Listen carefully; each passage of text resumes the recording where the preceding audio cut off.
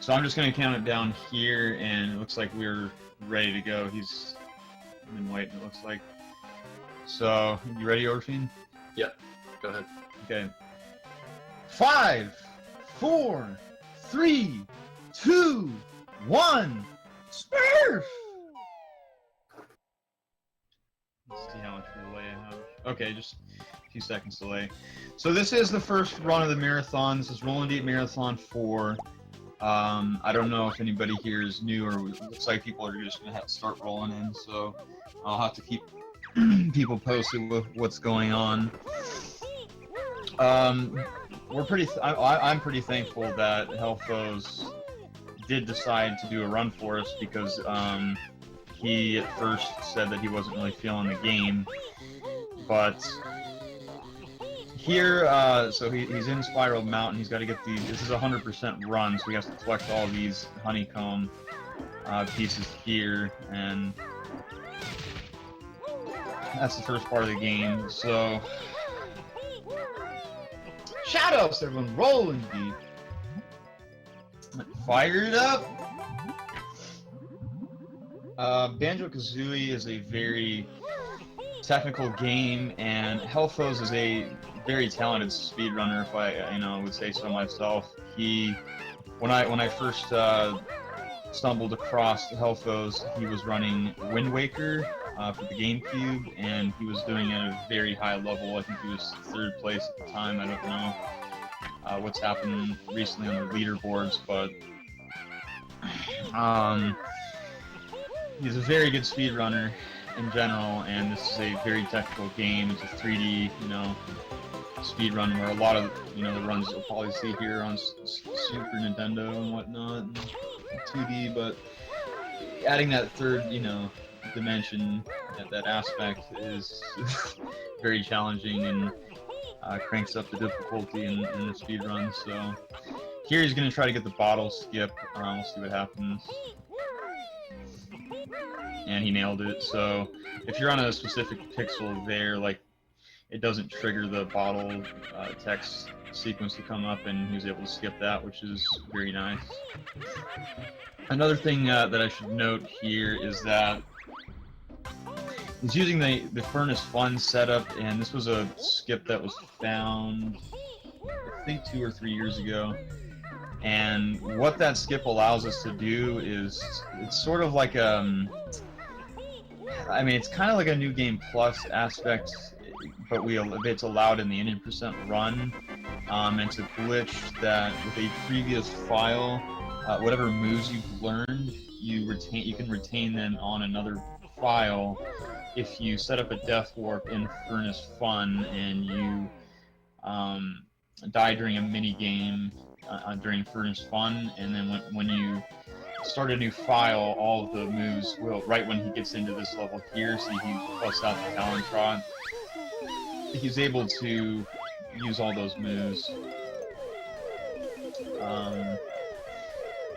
And that's kind of a controversial thing. Like, in some other games, they may not, say that, or they may just consider that New Game Plus altogether, and it is noted on every run if you use it or not, so it's sort of a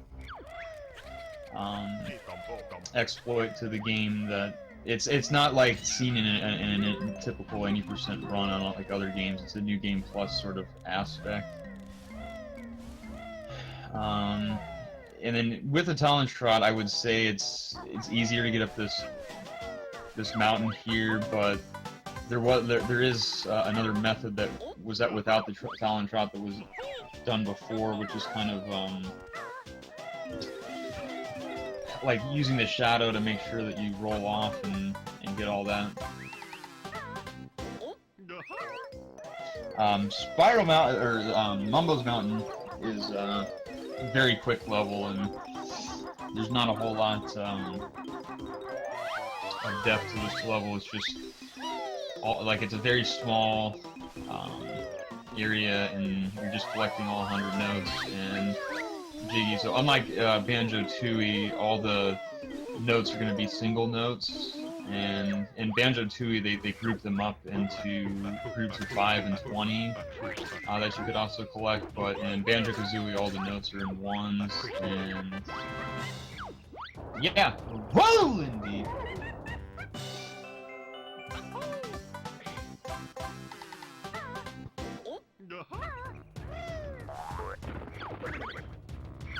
So there's going to be a lot of interesting tech in order to try to skip that fanfare when you collect the jiggies. And you're going to see one here where he collects the 5th and final Jinjo. He's going to try to jump into the water.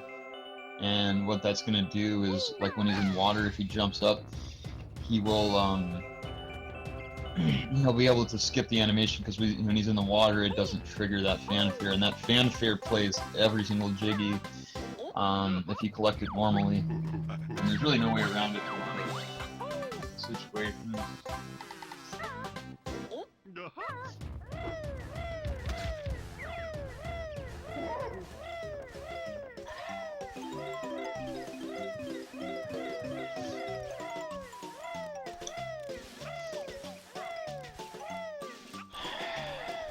But yeah, so Hellfoes did in the previous marathon, in Rollin Marathon 3, he ran the same category, same game, had a bit of a rough run, so I consider this a redemption, a chance at redemption for him to clutch this one out and have a much better showcase here.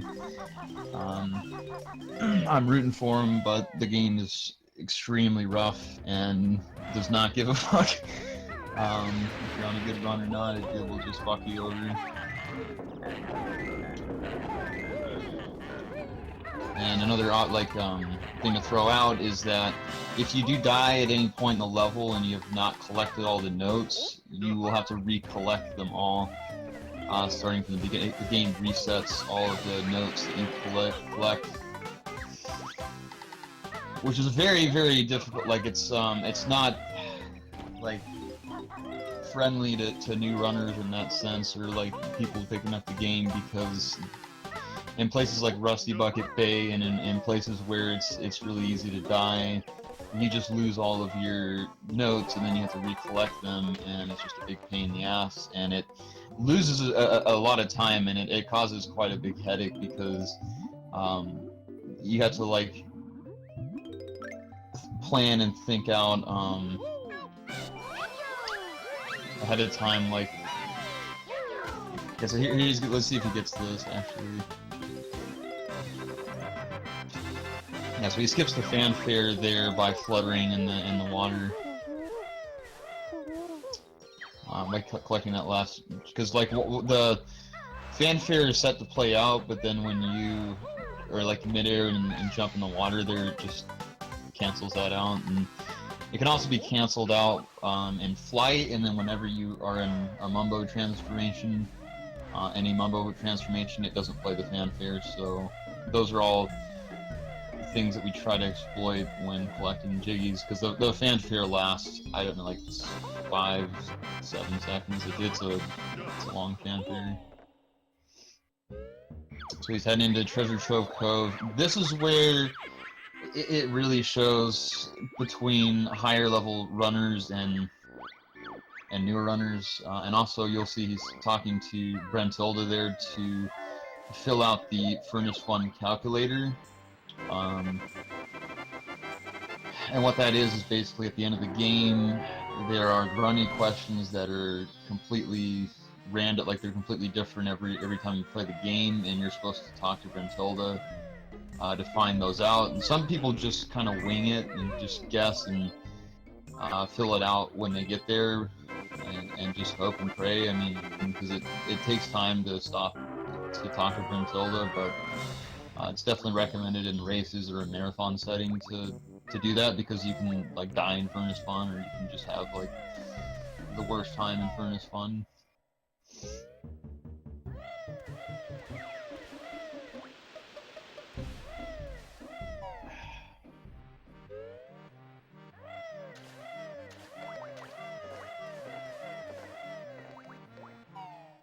But what I was going to saying is that Treasure Trove Cove is where you can really tell like if somebody's movement's good, because there's a lot of flight movement in this level, and it's very tricky and very difficult to do optimally. Like you'll lose like a minute or two like on top level runners just based on movement alone. It's pretty crazy.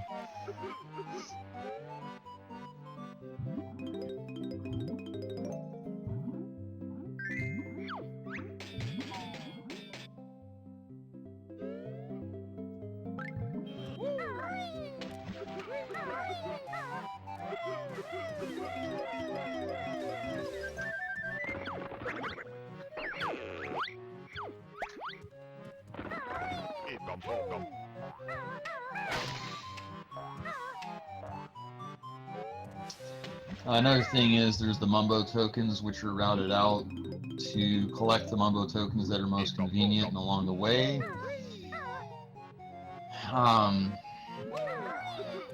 Like unless you forget one or something and then have to go out of your way for a slower one, they're all routed out to be the ones that are most convenient. There were like a few newer skips, and I'm not sure if we'll be seeing them here, that were found, I think, involving the bee and like some of the note door skips and stuff like that, but you know, that's like when I stopped kind of paying attention to the game, so we'll see if he does any of that. I'm pretty sure he does do a few clips as far as getting into Freeze Easy Peak early and some other things. So here this flight movement is pretty critical. Getting that jiggy without, like, during flight and then not losing flight within that chest is actually really hard to do. A lot of times, like, you'll mess that up and then you'll have to go back to the flight pad, and it costs like at least like 30 seconds or something if you miss that. And then if you don't get that jiggy in flight, you have to have the fanfare of getting the jiggy. You're also seeing a lot of water drop, like instant water drops, and that has to do with releasing the Z button during challenge at a specific time when heading off of a ledge.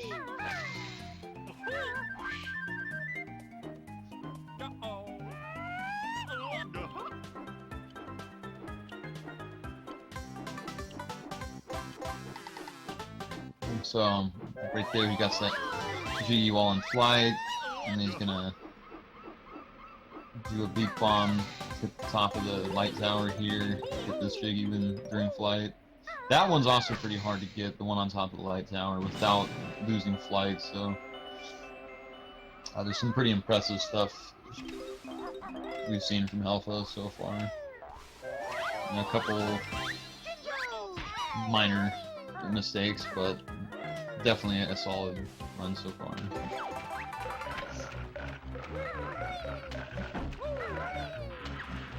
And here with Snippet, the crab, you're able to clip inside of him and just hit him like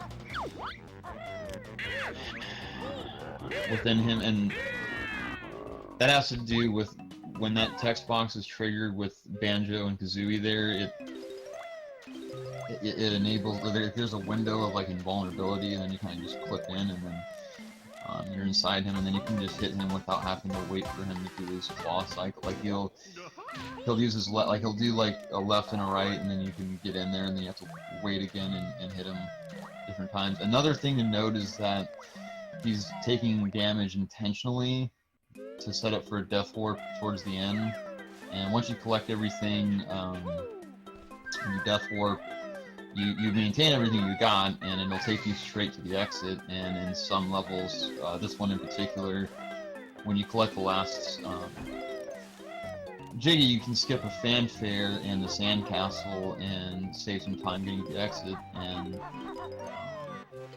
it's another thing that's kind of risky, because if you die without getting the jiggy or something like that, you have to reopen the sandcastle, and that's a big pain. So there's a lot of like things that save, 5 or 10 seconds that can cost you like minutes in this run.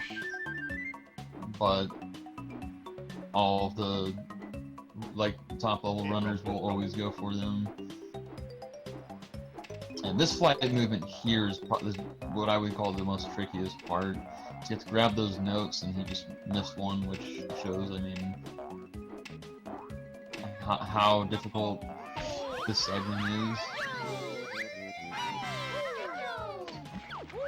Oh, so there he lost flight.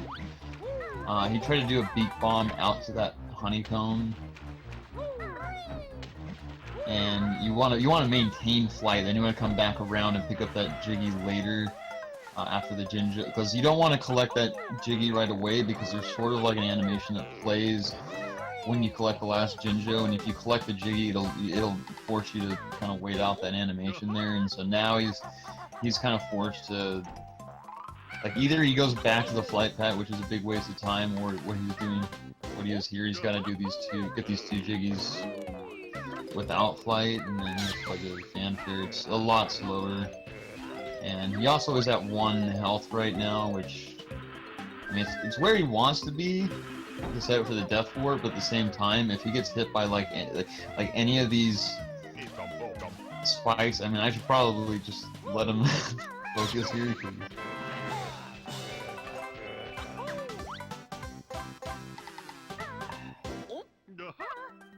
Like, when he was jumping inside that chest to grab the 4 or 5 notes in there, the teeth on the chest will hit you for damage, and he had like 90 some notes, and had he had died there, like, he'd have to go back and recollect all the notes, and that would be probably a 4 or 5 minute loss. I mean, it's like, and speedrunners just like seem to just live like on the edge. Like, even in a marathon run like this, like, it's just like, okay, let's just do it, you know? Like, he didn't even think to pick up health or like stop to. So I mean, that in itself is, you know, the definition of Rollin.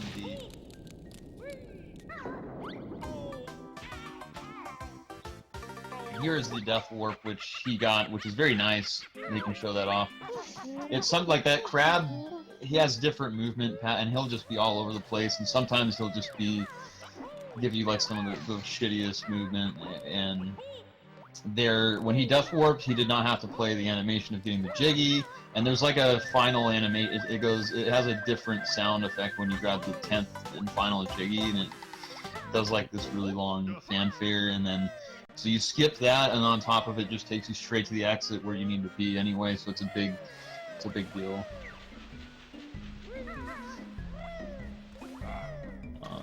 I'm pretty glad that he got that.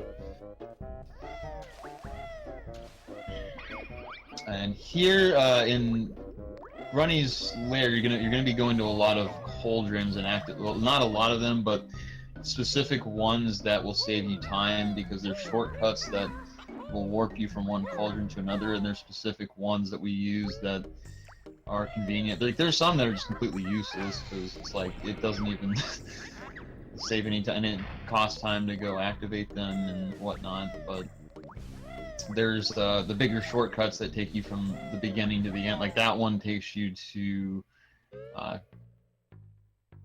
what's the last one? The Quick Clock Wood area. He missed the jump there, and that's a really tricky jump too, and you'll see a lot of runners practicing that one to get on top of the pipe without having to go this route. You can just jump right up, and then you have to come over here to grab those, but it saves time having to fall down and then climb back up. It's a very precise jump, and like, I can't really fault him for not getting it, because it's very, very difficult.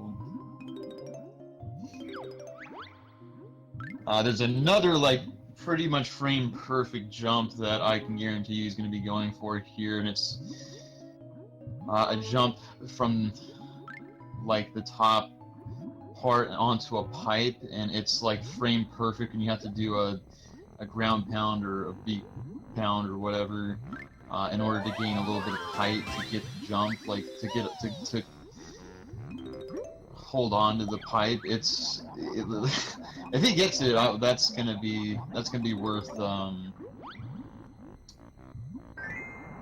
you know, I mean, it's a little bit early for shots and all that, but that's going to be worth some celebration here. Got a question from the chat. Do the skulls count for 100%? So that's been like a controversial thing, and there is something that exists called max percent Banjo Kazooie. It's a meme category, and it's because and the reason why Mumbo tokens are not counted, like they don't count for 100% is because it doesn't come up on your inventory screen. When you go to view totals, there is no total that's displayed for your Mumbo tokens, and there's no use to collecting more Mumbo. The only thing Mumbo tokens do or allow you to transform into creatures, but there is something called max percent that's out there, and it's like a category extension to this game.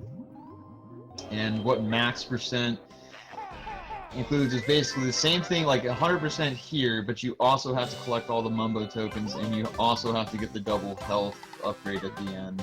And I mean, that's pretty much the only difference. And the thing is, like, collecting those Mumbo tokens is just a big pain in the ass. And I mean, it's similar to Link to the Past. I mean, I hate to bring up that game. It's not a very good game, but it's similar in Link to the Past that you have fairy fountains that give you extra, bomb upgrades, but you don't do that in a run because you have to collect like 1 billion rupees to get those upgrades, and it's such a pain in the ass to do that it would make 100% just daunting and a very terrible category. So it's just something that the community just decided. I mean, and it's not in the view totals, and there's no reason for collecting more Mumbo tokens that you don't need. It'd almost be like oh, we need to collect every egg that's on the floor here. We need to collect. I mean, it's just that ridiculous. And I know there's like a Ocarina of Time thing where they have like somebody's done a run where they open all chests and set all like. I'm not sure what that run was called, but only one person's done it where they open up all chests and they collect all they do every single thing that you can do. All permanent flags or whatever. Yeah, so like they open all doors and do it's really weird. Like it's a similar idea to that, and max percent. It's just an extension category for people who feel like Mumbo tokens should have been a part of Hunt. So here you go. I missed it. So that was a frame perfect jump there. The one I was talking about from up there to that pole, you have to do a ground pound in order to gain a little bit of a height at the end of that, and it'll just barely like perfectly grab it. Like that's frame perfect. That is something Josh would just orgasm about if he got that. Because all the frames would be 100% perfect. And all flags. It does exist, and people have done max percent runs of this. So I mean, if that's something you're interested in, it's out there to launch.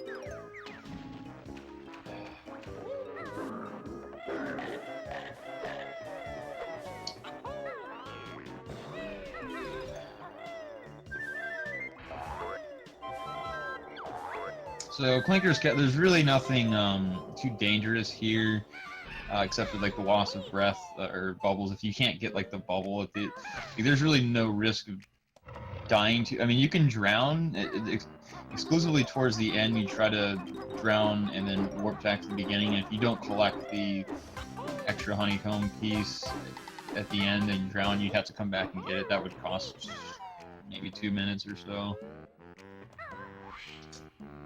But there's nothing that's really like super devastating that will destroy your run. There's obviously little movement things and little tech that saves time, and you'll notice it, from watching a good player of this game and watching a beginner or a novice or intermediate. Like all different skill levels will show in this game. Here you're able to not use the gold feathers for invincibility, and there's like a certain line, like there's a specific path that you take there to avoid damage and having to use the gold feathers. Because first of all, the movement's slower when you're in the gold feather mode, and it's way faster when you're in Talon Trot, and there just so happens to be a way that you can get through there without taking any damage, and it's 100% consistent. Rolling deep with the sub. Shout outs to Zera.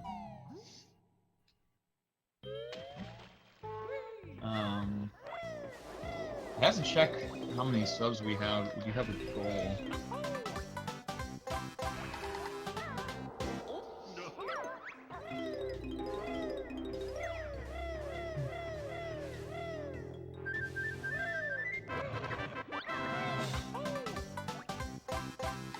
Yeah, we have this as well.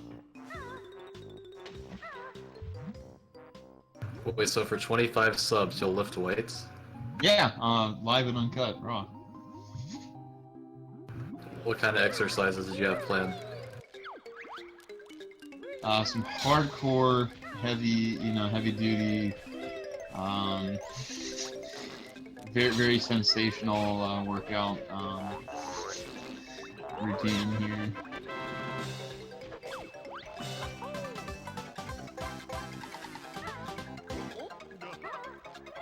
Okay, so there he is able to egg that green crab while standing where the Jiggy was going to spawn, so basically he starts the animation as soon as possible, and because there's like an animation for the Jiggy to pop up, and he's also grabbing the Jiggy when that's happening, so it's, a lot of times in this game what we try to do is override cutscenes with one another, and you'll see that time after time again, where basically if two cutscenes are playing at the same time, you're saving a lot of time because you're not, you don't have to watch them individually.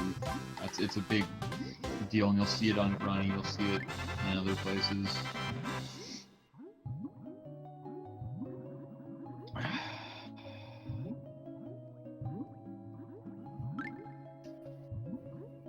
But yeah, this is when the more exciting parts of the run start to come. But after Clinker's Cavern is a bit slow, obviously swimming in any game is slow, and it's just a slower part. So here right at the end, he has the potential, like newer players, if they don't know what they're doing, they will drown without collecting this honeycomb. It really has to do with movement and people just not understanding the movement in this game, because for the longest time I didn't even know how to swim properly. If you push the shoulder button, you have more like you're able to make wider turns in the water, and like for the longest time I don't think I even knew that, and I was just like making all these tight movements and then having to like stop swimming and then stop and turn, and if you hit the shoulder button you can make much more. Yeah, everybody should learn how to swim. Right, especially Super Mario 64 runners, because they got dire docks and whatever swimming level. I don't think Darkwing Duck has been under the water, but he stays on top of it though. So.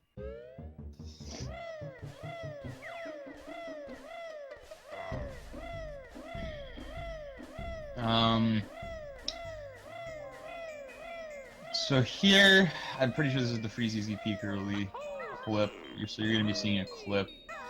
It's an out-of-bounds clip during flight, done with a beak bomb.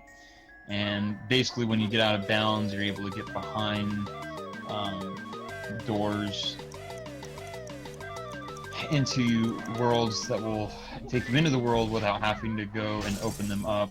So you don't have to take the time to go put the puzzle pieces in. So hopefully he gets this.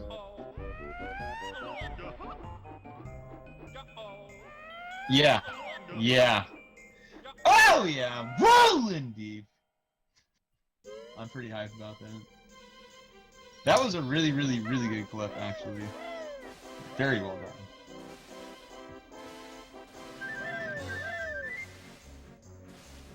Like I've seen Civvy Bobo fail that, so I mean we got the better speedrunner confirmed.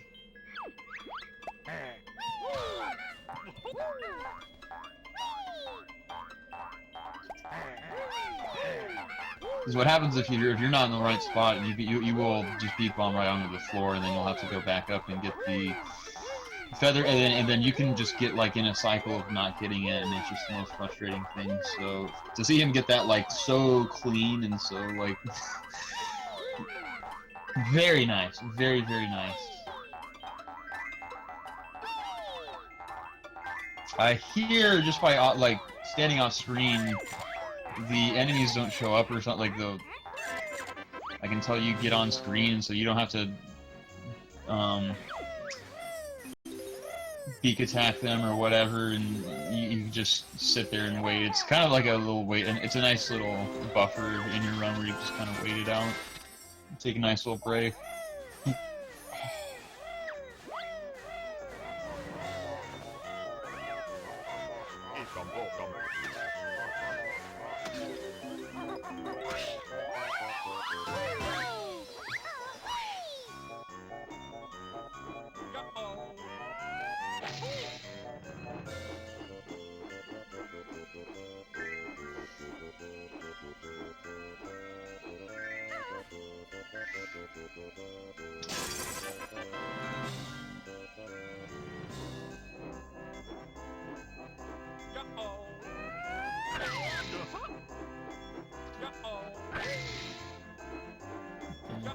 So again, a lot of flight movement that is really tricky to do, actually.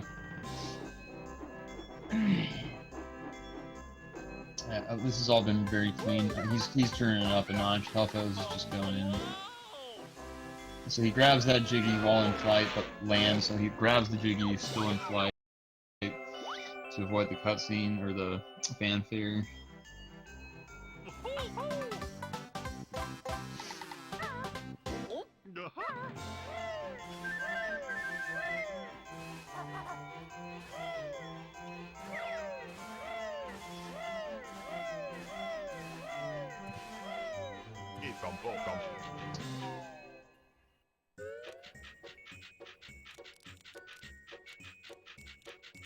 Freezy Peak is one of my favorite levels, actually. This in Mad Monster Mansion.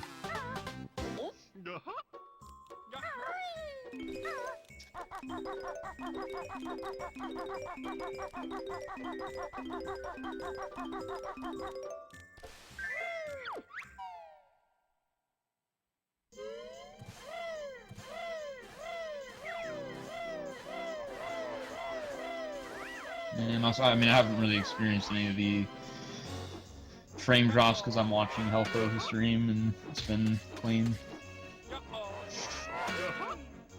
So yeah, you destroy all these snowmen, and these are like pretty precise beak bombs actually too. If you get too close, he'll start throwing a snowball, then he'll have this like invulnerability state. So you don't want to get too close, and if you're far away, like it's, I mean, when you practice a lot, you can get those shots pretty much every time. And then you also want to beak bomb into Mumbo's hut here, like perfectly. She just did. That one's the tricky part for me, is getting into Mumbo without hitting the ground and just falling on your face.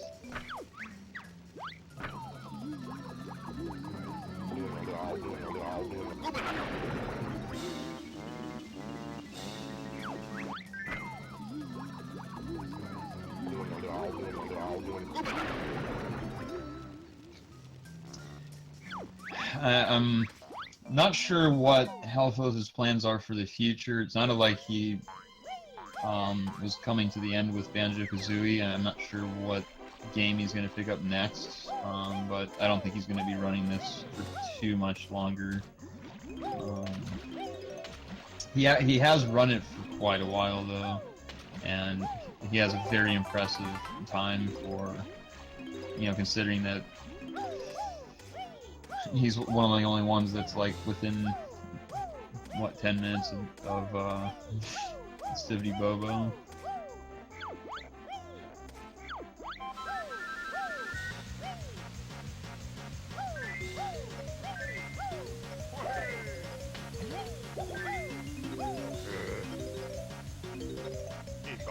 This part's also very, very tricky, and what you do is you collect these notes, jiggies, and mumbo tokens while in this race, and it's tricky for people picking up the game because if Boggy gets too far away, he will tell you that you're going too slow and that you basically fail the race and you have to restart it, and that costs a lot of time to fail this race.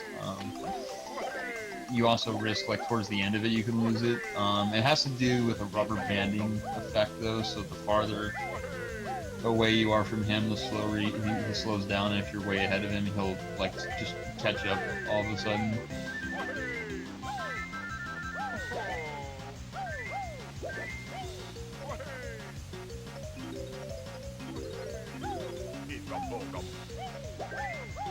Like here, he's grabbing these notes and that mumbo token like right at the end of the race, but he knows he's gonna be able to catch him, and it's like it's very tight.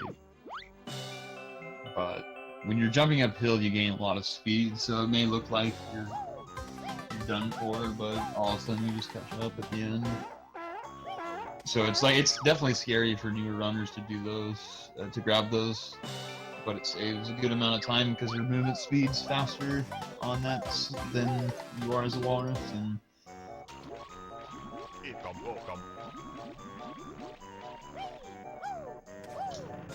this has been a very exquisite Freeze Easy Peak. I'm feeling it.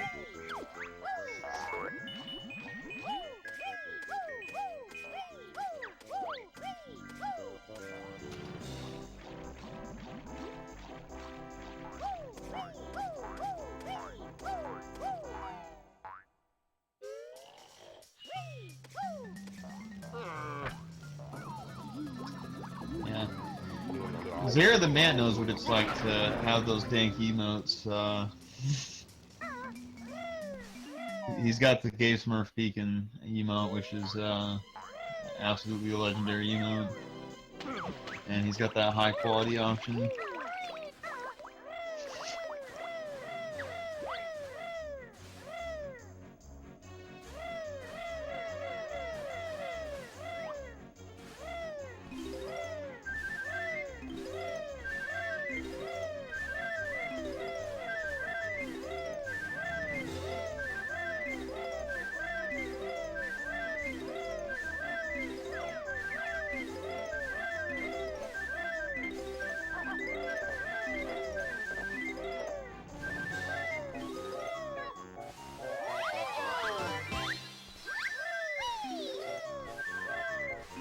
So, obviously falling off the snowman at any point would be a very bad thing, but that's never gonna happen.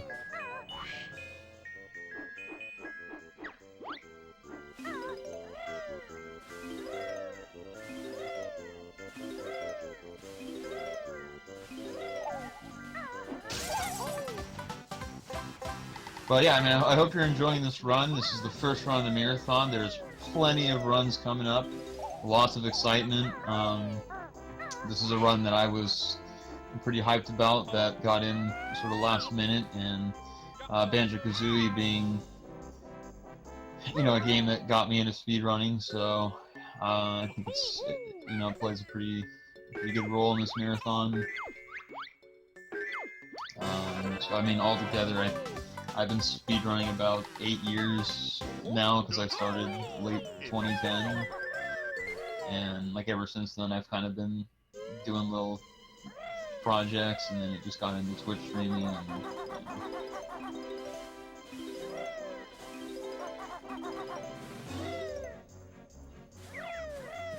Banjo Kazooie, like one of the reasons I think it became something I was intrigued in speedrunning is because when you go to huge portals, you can check all of the individual level times, like in-game times that you got for the levels.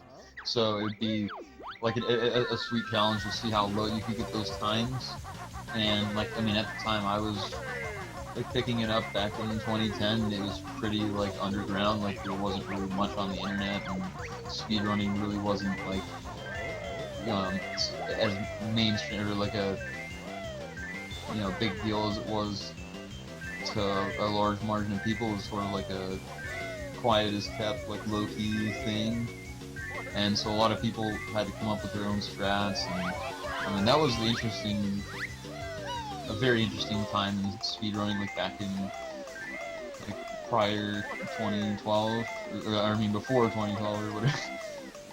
People would have to like come up with their own stuff, and then like it was later that people started coming together and like joining up with like what their strat like putting strats of their own together and just seeing what's faster and like doing all this like timing and all this technical stuff. It was,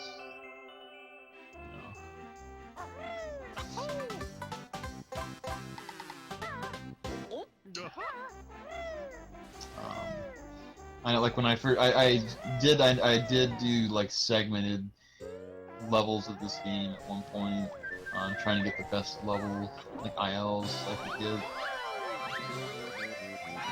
and that's when I was actually doing stuff on emulator and like I was like save stating before each level and then trying to like just kept repeating each level to try to see how low I could get the times, but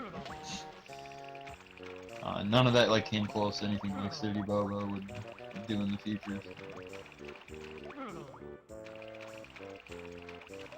Pretty irrelevant today. Here it looks really scary because you're like one hit away from death, but it's just enough, like you just jump right at the right time before you die, and then you actually want to be at 1 health so you can death warp there on that ice cube.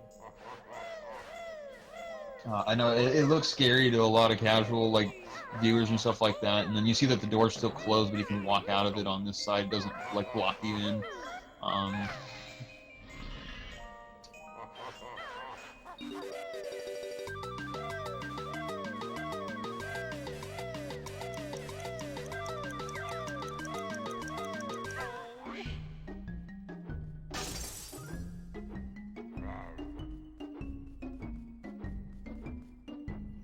Here we go.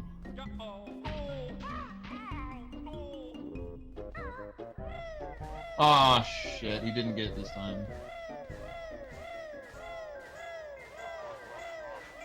It did look a little faulty. That angle looked questionable. The first time he did it, like, you could tell he was lined up. That one, he was a bit, like...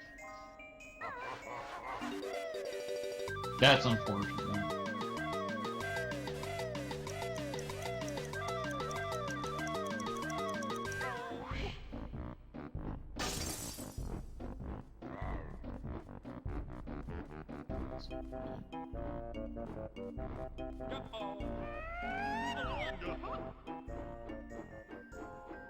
Yeah, that looked good too. It has to do with like just being in the very far corner, like where that.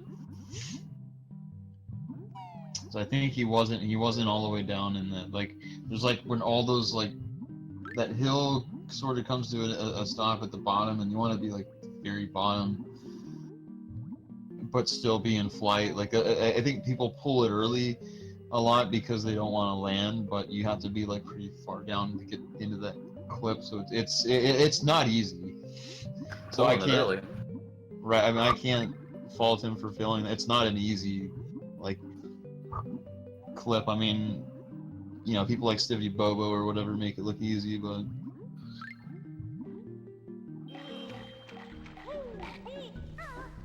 So here he's gonna get a D-boost from this fish here. It's pretty easy. I was able to do that too. I ran it. It just skips you from having to go on that lower platform. And he's opening up Mad Monster Mansion, which is my favorite level of the game. I like the spooky music and environment.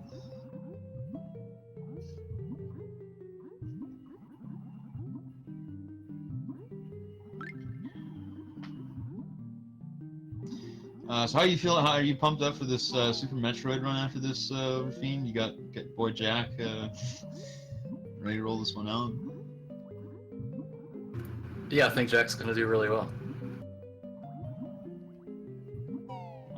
Yeah, definitely. He's not gonna cough all over his controller, is he? No, but if he does, we'll probably be able to hear it.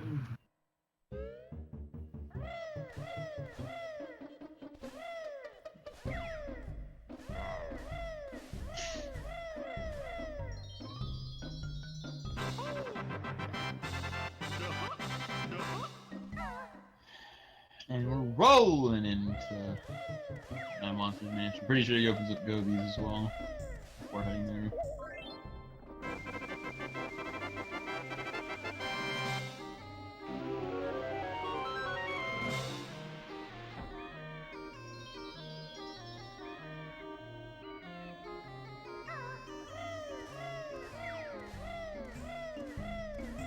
But yeah, things have definitely come a long way, and like, it seems to be like things are still being found every here and there. I mean, we've had door clips and stuff like that, like note door clips that have been found that weren't there like too long ago. I mean,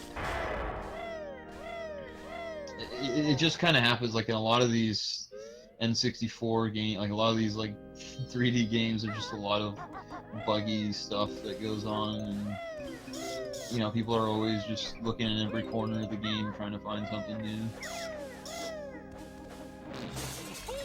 Yeah, Mad Monster Mansion, this is where it's at.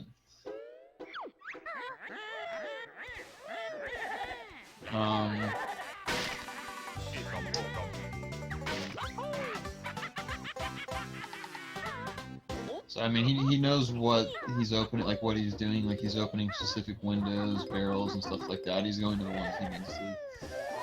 That have requirements like Jiggies and a couple Mumbo tokens, and he opened up that window previously so that when he gets the pumpkin, he can go in there with the pumpkin. I mean, I just really like this level.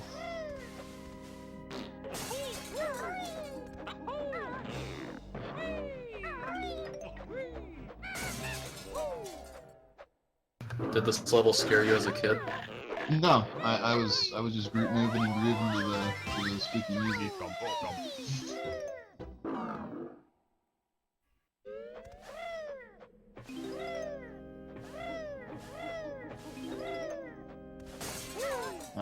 I was fearless then, and I'm fearless now. So get at me.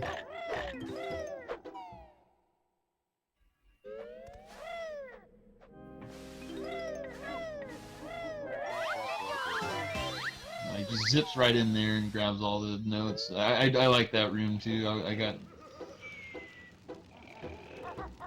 I like doing that room because you grab that one note like without even having it on screen. Just like, yeah, man. Here, I mean, this is kind of. It doesn't matter how fast you're moving. Like, it's not like you have to slow down. He did go for what's called, like, he'll have, if he got that skip, basically he would have the Jiggy in his hand while in Talon Trot right here, and what would happen is he would entirely skip the fanfare there and all that.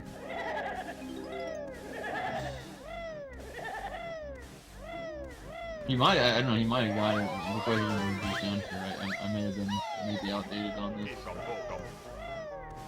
And this labyrinth is really cool because you're avoiding those ghosts and grabbing all the notes, and then at the end of it, you're getting on this honeycomb hive and jumping over, like, over the gate. You're not supposed to be able to get in from this side, but he's gonna. Oh, he was up there. I hate that. I hate when you get up there, but then you fall. That's happened to me a bunch of times too. And then you're hitting that poison. The vines up there and taking damage, but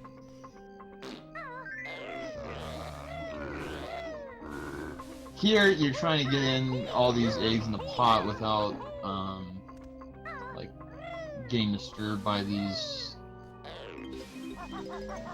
graves. Disturbed.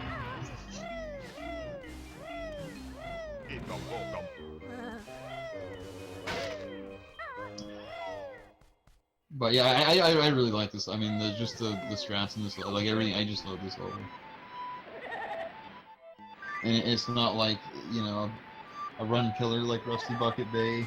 Like, Rusty Bucket Bay is a cool level, but it fucks your run up, man. Like, especially at the end of the run, to have, like, it seems like the further in you get to in this game, like, the harder the game gets, like, in a speed run, and it's like the more risk you have to take later in the run, and that's a big reason why it's a really hard speed run, because Like you can be on the run of your life, and then it's just like you get screwed by Grunny, quite like in Furnace Fun, or you just die in Rusty Bucket Bay, or you just can't get a clip in Click Clock Woods. Like it's just like ridiculous how difficult some of the later game is. It is interesting now that we do like Bubble Goop Swamp at the end because we used the bee, we were able to take the bee in due to a no door clip.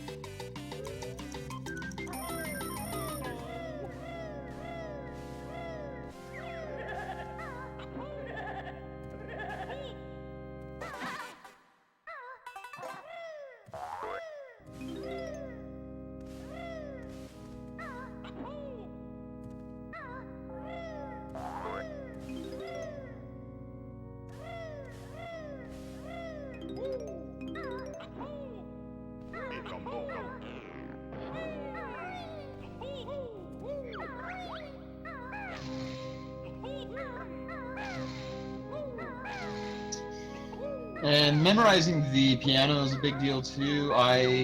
During my later runs, I finally decided to memorize it. I was pretty stubborn about learning this because it, I have short-term memory, and I smoke a lot of weed, so that whole memory thing's not so good.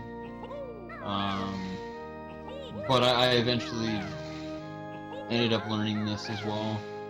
You can, you don't have to wait, in a casual playthrough, you have to wait for the hand to show you what buttons to hit, but you can just go ahead and override that and hit the buttons that without waiting for them. It's preset the same buttons every time. Have you ever considered not smoking weed? Yeah, I haven't smoked weed for 2 years now, but... Whoa!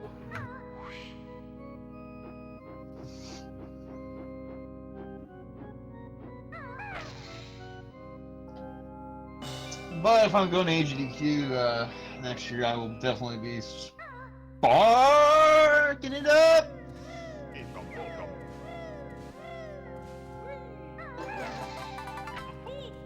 And here, this looks pretty scary because he just falls right off the top and he can die and he can lose all of his shit, but this is all calculated.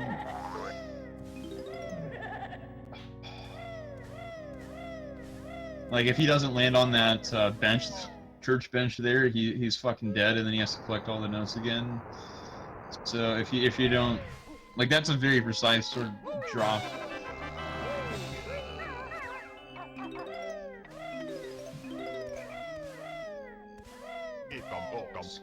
Spark it up!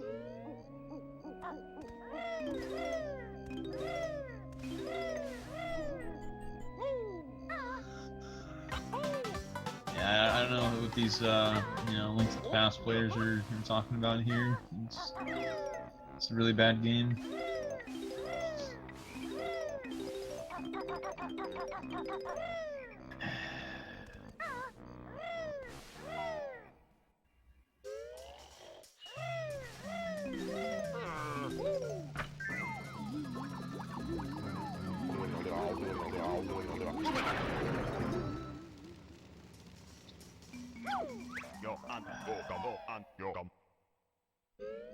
Link to the Past got 2 runs in the marathon, though. Yeah, I wonder whose dick they had to suck to get that in. Whoa!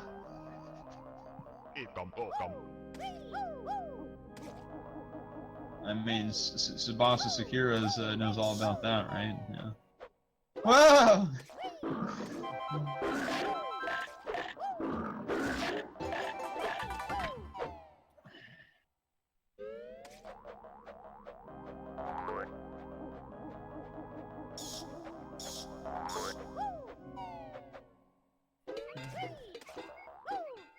Hey,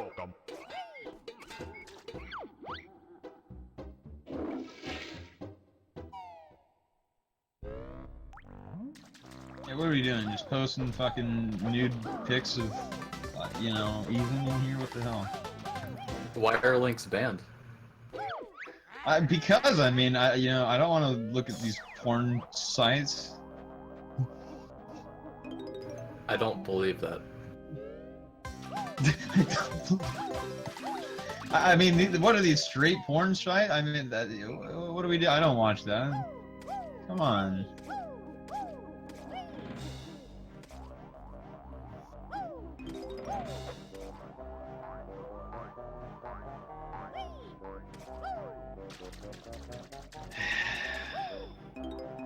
So this is the end of Mad Monsters Mansion, my favorite level. He fucking nailed it though, this is a really clean level.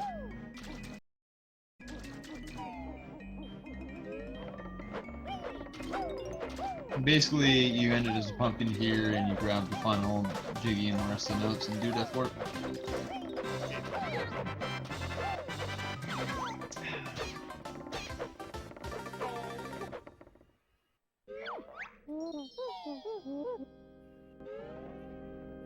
Death word pipe?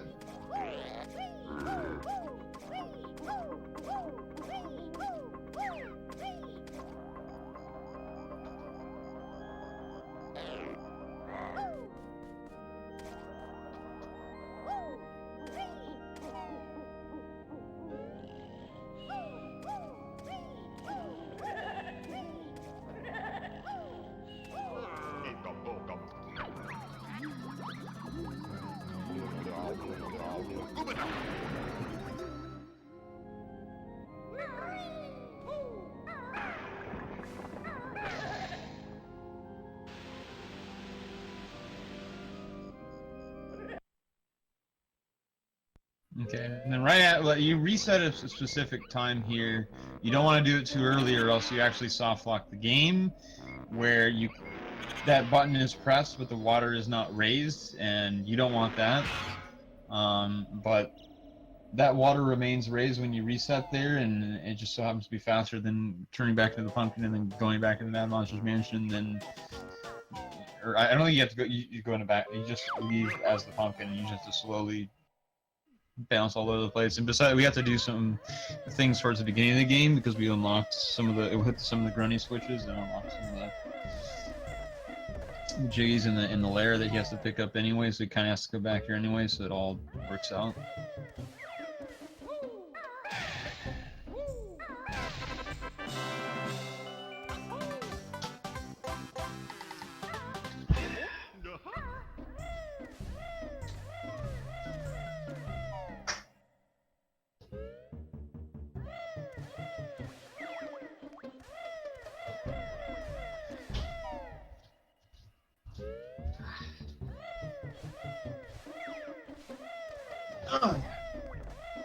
What did you get out of the fridge?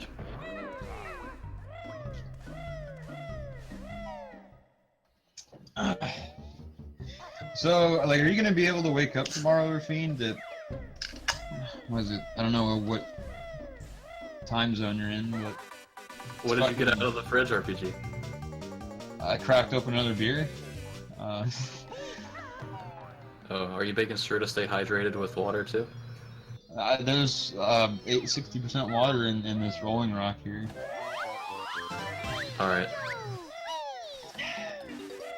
It's like 6 in the morning for me when the mirror, and I want to be there early to set things up.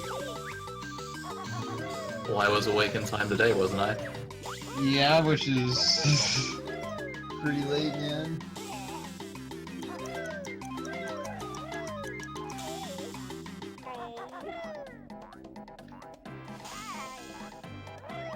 Well, I guess you could take a nap during Bassmasters Classic. I mean, I was going to discuss the Rollin Deep tapes and all that, but I'm sure, you know, you'll just sleep through that anyway. Have they made it to the sun yet? I was going to go over the Rollin Deep philosophy, and I was going to discuss what I think about the sun, you know, destroying all the rolling deep tapes potentially, and how we're going to make an escape plan with the satellite. How would the satellite carry people? Well, you see, I mean, as seen in Evo Search for Eden, which is code for 46 billion year story. There's a satellite in Evo? Well, bottom line, Evo Search for Eden is a story that, you know, is based around 46 billion years. So, I mean, clearly, you know, if we've gone 46 billion years without rolling deep tapes, you know, we've had quite a breakthrough. So what you're saying is we don't need them if we've gone 46 billion years without them? You know, go back into your corner over here. This is that's radical.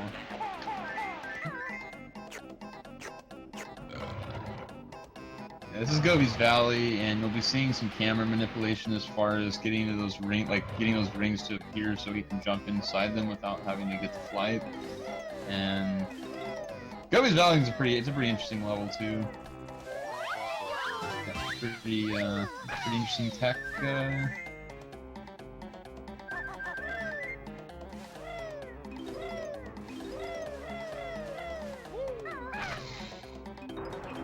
What? We're unable to verify. Fuck everything.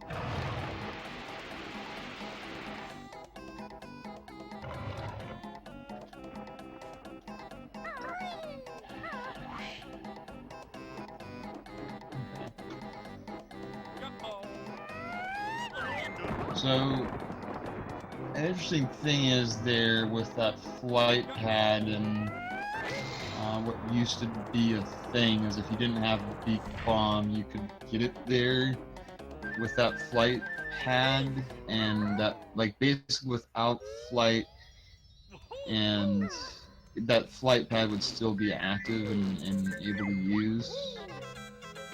Because what we do in Furnace to get Furnace 1 set up is we don't learn flight, and we don't learn gold feathers or eggs because we want the ammunition from the bottles. So it's like you kind of not having flight pad, but that flight pad is actually active even without learning flight, which is an interesting thing. I'm sure he got Gobi clip, but you know, Evergreen didn't really scream with the excitement when he got it. I guess he wasn't as impressed as most people would be.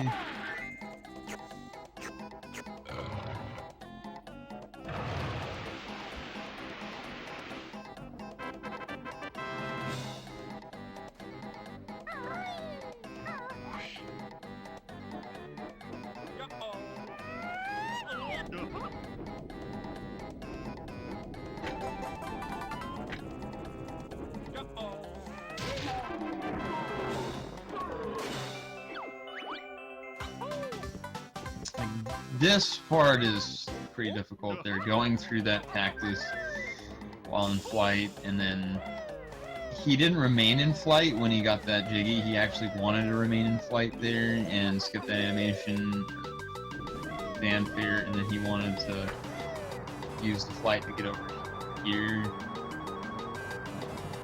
Getting up this pyramid is, I guess, hard for some people because you have 20 seconds to get up there, and you have to collect all the notes, or else you'd have to come back up here again and grab the notes that you missed. So like if you miss a note or something and you're like really struggling to get to the end, and you have to make some pretty tight corners and jumps to get up there.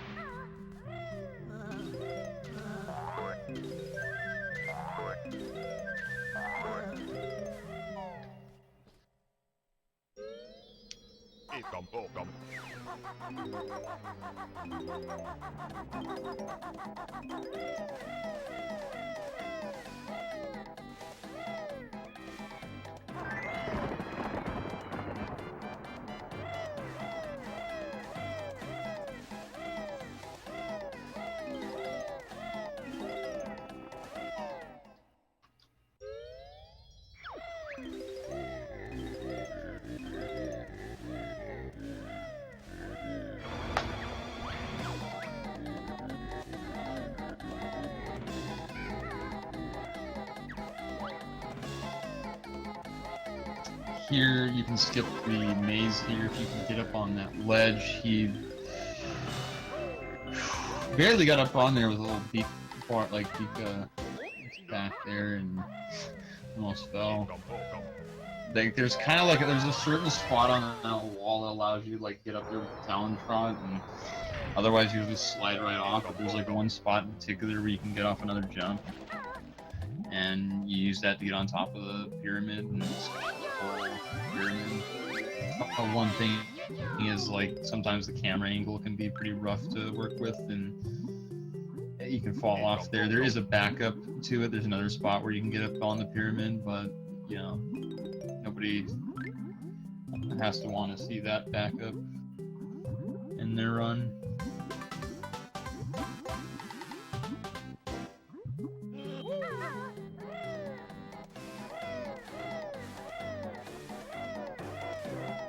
Specific ways that he gets the jiggy locks.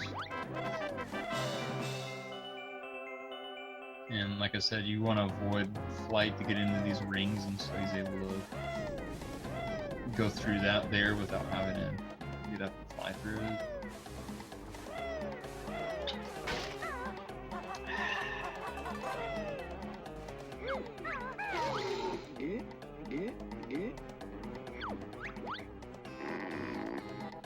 Pretty sure you grab that for safety, but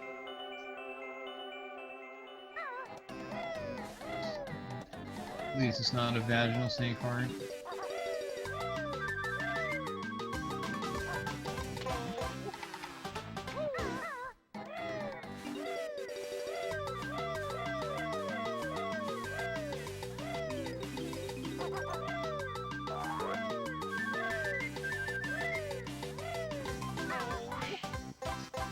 And it's interesting that he canceled out that.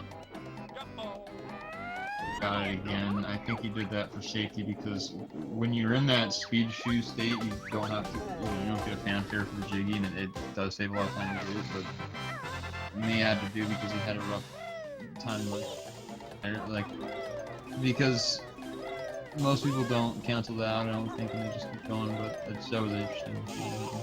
And he has okay. Yeah, he got the health because he wants just enough to not have to use gold feathers here, and conveniently death work at the end. So right here, like he's vulnerable. Like if he, ah! Don't fucking do me like that. Oh my gosh, like that pound at the end too. I mean, if you were to fall in that quicksand, there, and I was just about to say, like, that's a pretty steep slope, and if he falls off, and then it was like, whoa! I'm slipping a little bit. If he were to fall into there, he would have had to recollect all the notes, which means he would have to go in all of the buildings again, like, you know, like the the labyrinth again with all the notes, and he'd have to go into all that. He'd have to redo all that to get the notes. That would have been a 5 to 6 minute loss, and I mean that's just like, I mean that's if you can handle it well too. I mean like if you just get baffled of where the notes are, and you get the situation. Well, you get the situation where like you're not, because you don't want to go back to where a jiggy is that doesn't have notes, but maybe it does, and then you're like, you know, you have this situation where you're like, well, what do I do? And like if you can't find a note somewhere, you can just get into a situation where you just, you know, you have 99 notes and you're looking for one and you don't know where it is, and that's a great feeling to have on a run.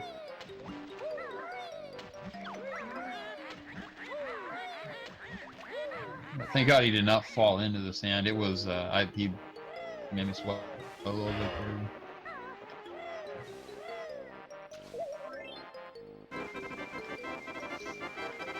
Oh, there it is, finally.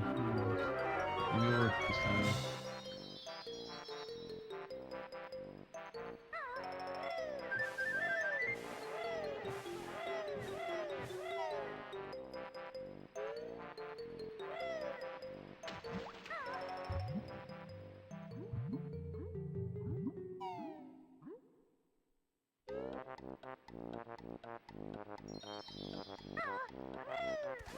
We cannot confirm your authenticity, Godfather. I mean, I'm selecting cars right now in a recapture, so oh man, I'm not a robot.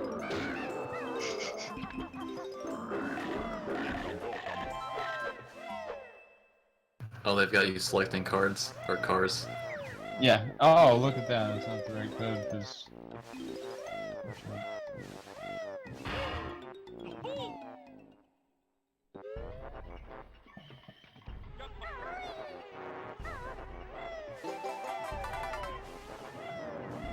What?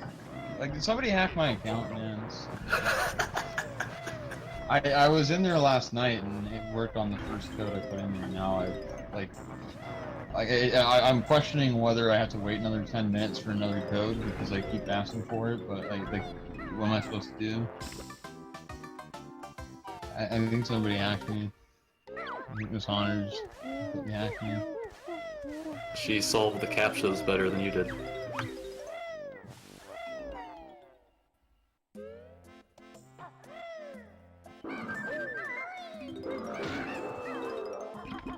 Like, it's to the point where I'm gonna have to fucking contact with.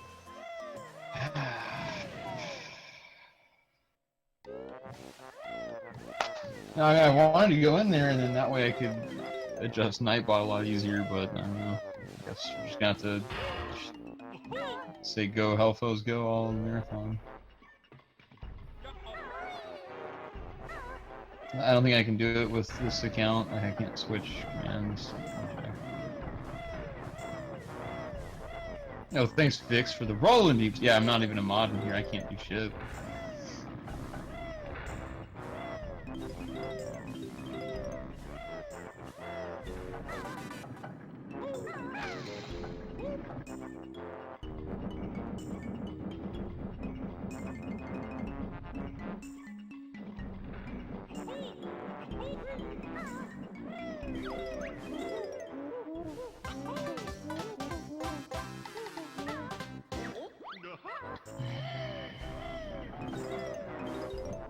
Does this part make you fear for your life, RPG? Well, I mean, he's made it past the easy part. Now he has to get the clip, which is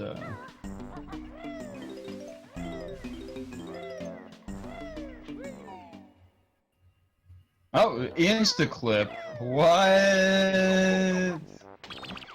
That is bonkers.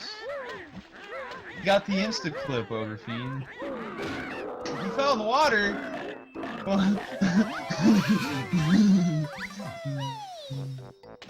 That was not part of the plan. He did a little pause there. Pause unpaused. Hey, he got the insta clip though. I mean, he's God gamer. Just you know, he just kind of fell in the water is all. I wonder when he's gonna I don't get know how fast that is, but it sounds pretty fast. I wonder why I didn't get the Jiggy. Like, why is he going over here? I didn't see him grab the Jiggy in the ship. I mean, time's running out of her, Fame. You got 15 seconds here. Are we gonna death warp on the blades? Or did he grab the Jiggy? Am I just high? Are you? I didn't see him grab the Jiggy, man. Maybe he did right away. Well, the Jiggies just popped up at the bottom. Did you see it?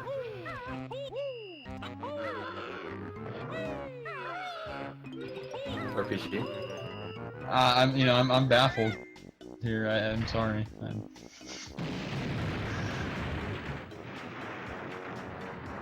It's baffled the word of the day.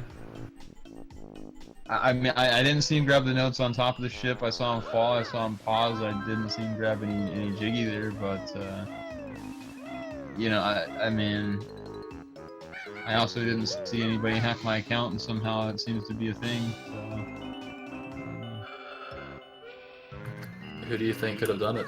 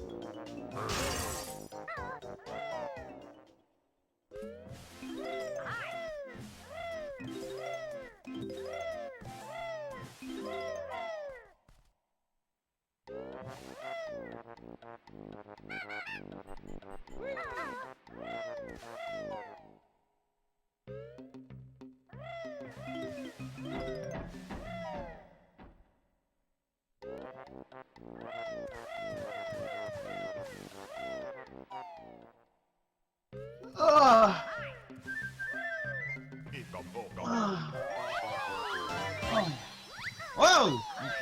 Can you gifted Haunter a sub? Whoa. That gay Smurf peeking going on.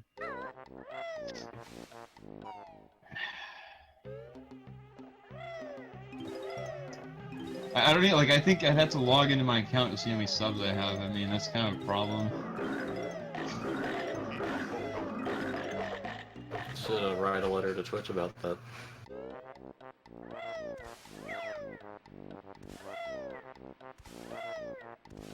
I mean, that was a while ago, we had like 12, but I don't know. I don't think any of those were retained. So, I mean, from the count of things, we've had 3 or 4.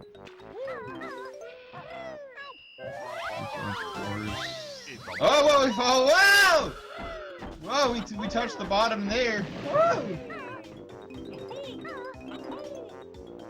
You got a little too stoned in the green water there. It's not ganja oil, man. It's acid. You might wanna. What kind of acid? Not take a bath in there. I mean the kind that disintegrates your body when you fall to the bottom of it like that. Sure, he burned a few of the bear hairs off of his chest with that one. Sure, Kazooie is fluffed all out of feathers.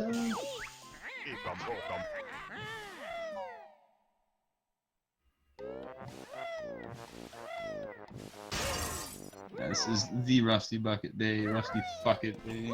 It's,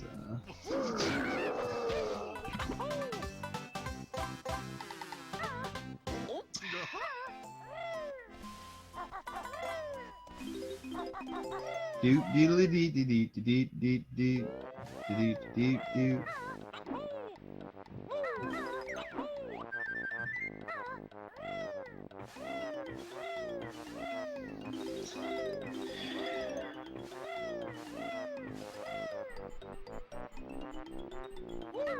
I'm sure Joe D'Amelio's doing just fine on the farm right now. He's milking those cows, I'm sure. Oh, is he back in Iowa on your farm? Taking care of the cornfields? Well, I mean, either he's, you know, a farmer now, or he's, you know, he's on a submarine attacking, you know, hostiles from... Hostiles? I mean, he must be on a submarine with no internet access, you know, grinding Super Castlevania right now, underwater attempts. You think he performs better underwater? I will find out when we find the hidden footage. You know, we're gonna have to go diving for it, but I'm sure it'll be worth it. I think there's some rolling deep tapes under the ocean, like Atlantis. I think there are hidden Joe tapes under there for sure. I mean, what other explanation is it? He's in a goddamn submarine right now. Going to war with some fucking, you know, Brazilians or something.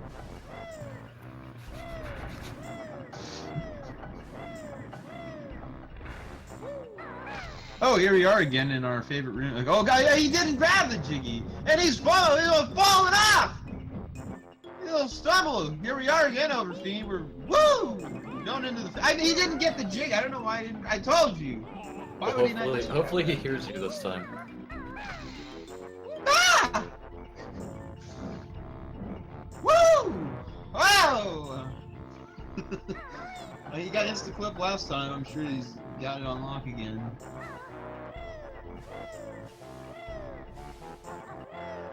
That was kind of scary there, Overfiend. Well, yeah, can't those blades push you off? Yeah, you can fall to your death, Overfiend, and then I don't know where he's at with nodes. I mean, I'm sure he's got them all, right? I mean, but I don't know why he didn't grab. He like he swam right past it. And, oh, well, we're gonna stay inside there. Whoa! I mean, only 50 more seconds, and maybe he might get chopped up a little bit. Do you want to see him get chopped up? No, I wanted to see him have a really, really good run, but I can't really say that this, you know, Rusty Bucket Bay has been, you know, on top level here.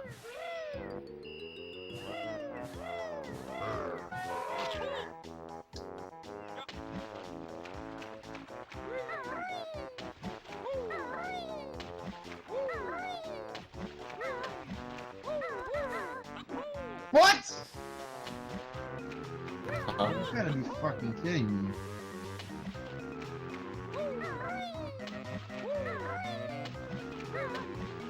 Yeah, what happened, man? It appears he got pushed off into the water.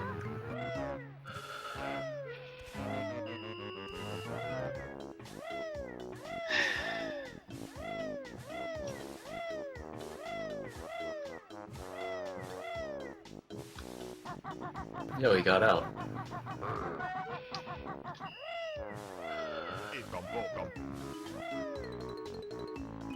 Oh, here's the security code from, you know, I asked for about 20 minutes ago.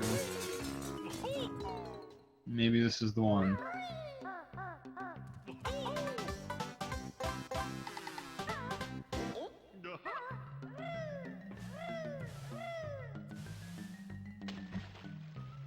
Nope. Nope.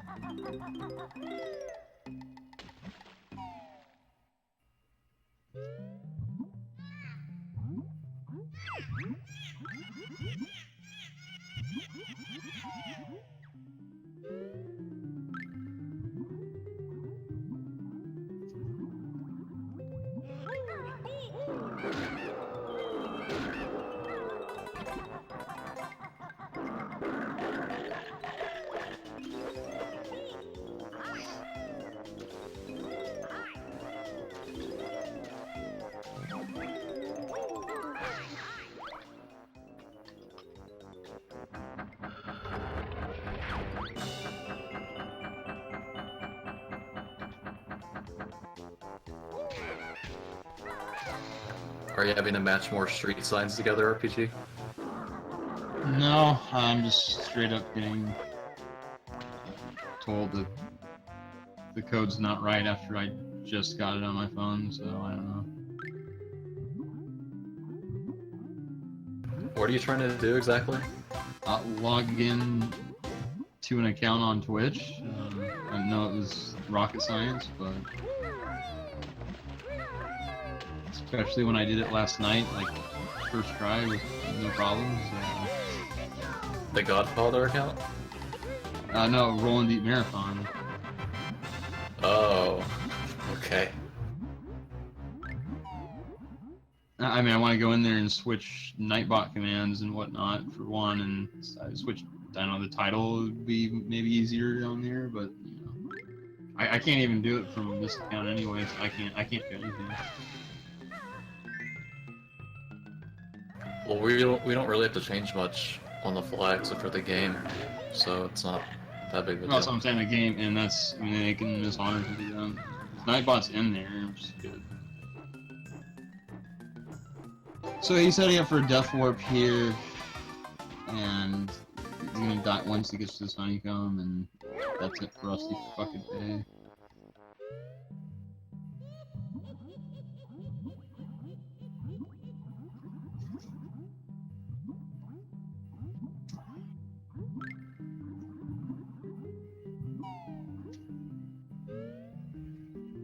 I mean, last night it wasn't taking like 20 minutes to get the message, and then I think when it gets there, it's like expired or something, and I cannot tell you why it's doing that. I can't tell you either, RPG.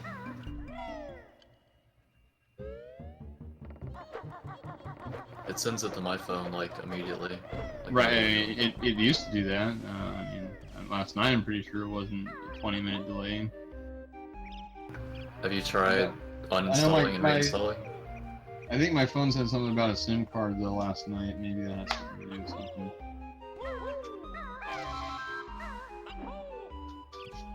Oh, look, there's sawdust all inside my phone.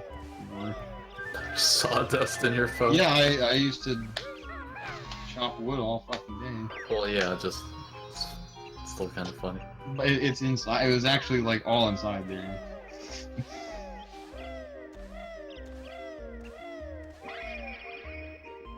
That might slow your phone down a bit.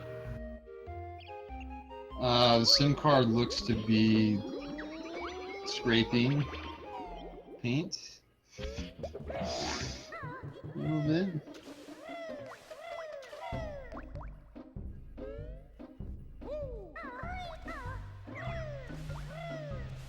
It's interesting.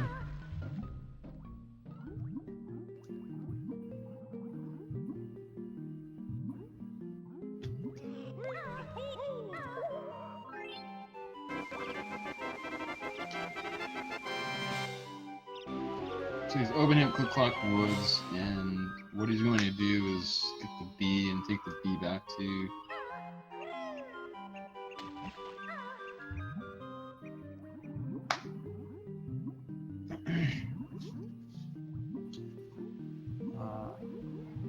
Bubble Goop Swamp, which he was supposed to do fourth.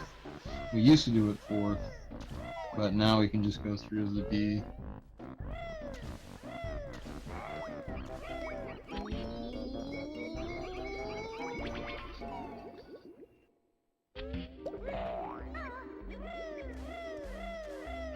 Is that your phone's ringtone? Yeah, it's from 1998, so... Oh, look, a message immediately popped up this time. Oh, this might actually Nice. be right. Help to remove that sawdust.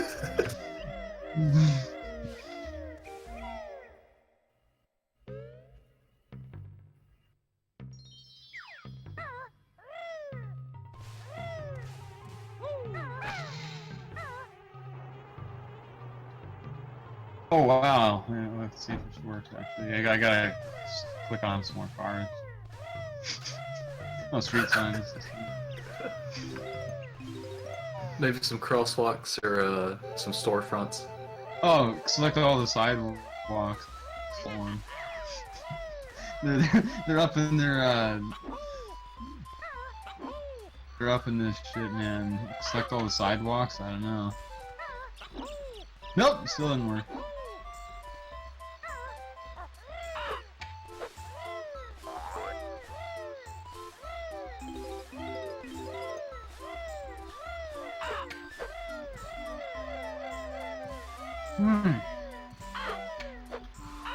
Guess the Rollin deep tapers locked up in a safe now.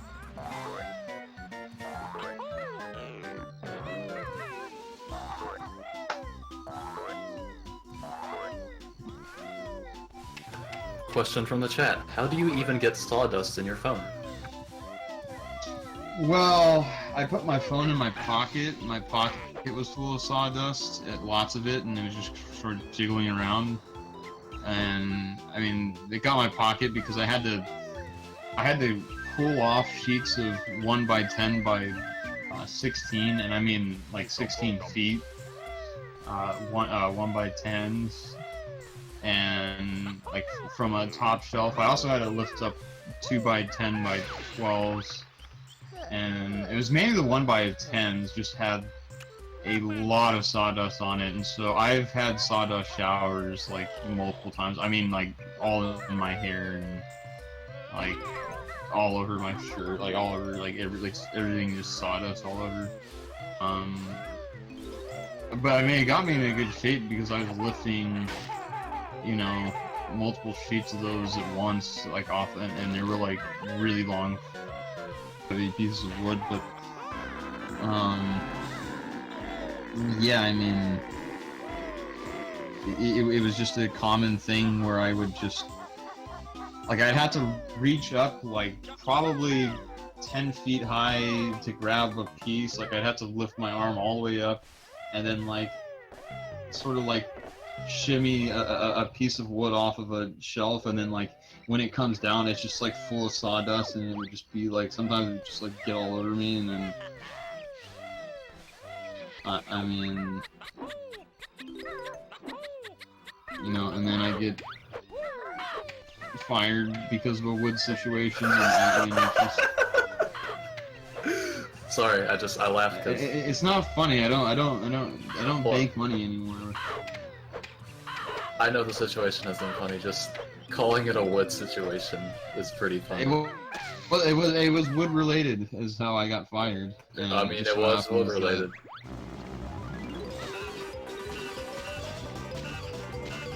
Question from the chat. Did you get some sick calluses from working with wood?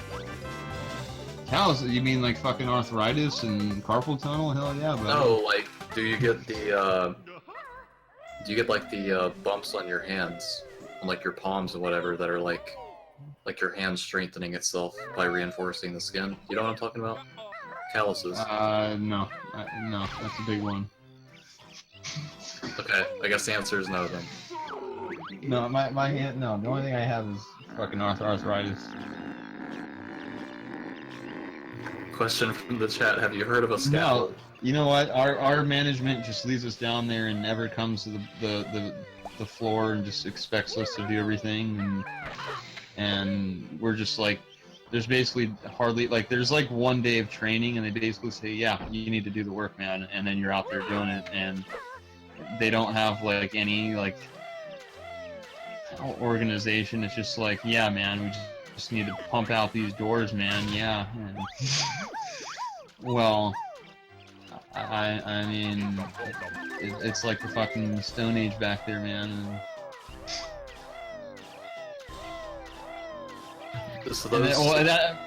I mean, it's the same place where my boss just comes over and says, hurry the fuck up, guys! Come on! What the fuck, man? Those fucking doors! And then that's basically all he does, and then it's just like, okay. So those 16-foot long pieces of wood, were those the doors? What? You said some of the wood was 16 feet long, right? Right. Were those for the doors, or what were those for? I had to cut them at a saw. Oh, I see. Size them to protect the frame of the door, so I was basically I was putting wood, you know, around the door, and then I was also installing the panels into the door. Like I was, like, and it got to the point where they had to move, so they moved everything in the whole warehouse so that they could, I don't know, put a whole nother machine in or something, and it ended up just constricting all of our space. And what they did was they moved the panels to the other side of the warehouse that the doors are. So later in my job, I had to lift up these fiberglass panels that like weigh a ton. I had to carry them all the way across the warehouse over to where I work to install the panels. Like one, and I have to like do one at a time, and then they come over here like, "Oh, hurry up! Come on, hurry up! Yeah, hurry up!" It's like, what the fuck, man? You guys are the ones who put the damn panels on the other side of the room, and then you got some Asian who just comes over here and goes, "Come on, you guys, what the fuck, man? Hurry the fuck up!" And then, you know, That's a very Asian accent. yeah, he says, "He no get no pussy. He no happy. What the fuck, man?" He said that at work? Yeah, he says that at work, and he says she only liked the black cock. She only liked the black cock. Oh, you know, and I mean, this is the guy. His name is Doc that I was working with, and he doesn't even come over and tell me that these panels are done. So I have to go over there, run over there, and check the panels. Like, what the fuck, man? I have no room for panel. You hurry the fuck up, man. Come on. You know, I mean, this is what I had to deal with. You know, and then I get sawdust all over my fucking self, and then, you know, yeah, I mean, it became a problem, and I got fired because of a wood incident. Yeah, I mean, fuck, man. I worked my ass off, and like, they're not. I mean, have fun. Whoever has to fucking have sawdust showers every day. I don't think you're going to, but do you care to explain the wood incident? Yeah, I got fired over a chunk of a large portion of wood. What do you mean by that? I mean, I was terminated of employment. Alright, I'm not gonna press you further on that. I'm just seeing what you'd say. Well, you know, it's bad for my new employers, because when I tell them what I do here, then they say, yeah, we don't want you. So no, I can't really, you know, it's not a thing I want to make public. I mean, that's all I have to say, really. I don't want to publicly say what I did, because it was fucking stupid, and I would still have my job if I didn't do that. And I was gonna start making $17 an hour, because I was gonna move up.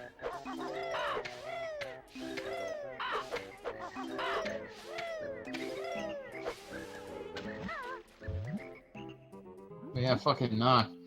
He don't get the pussy. What the fuck, man?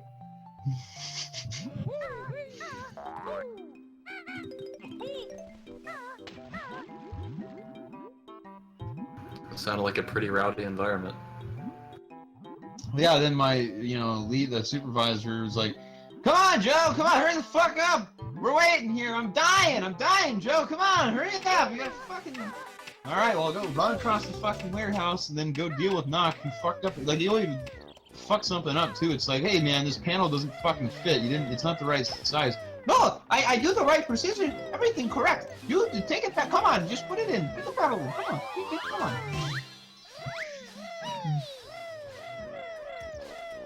And then we would send shit out that was all fucked up just because that's, you know, because we were in a fucking hurry you off right now.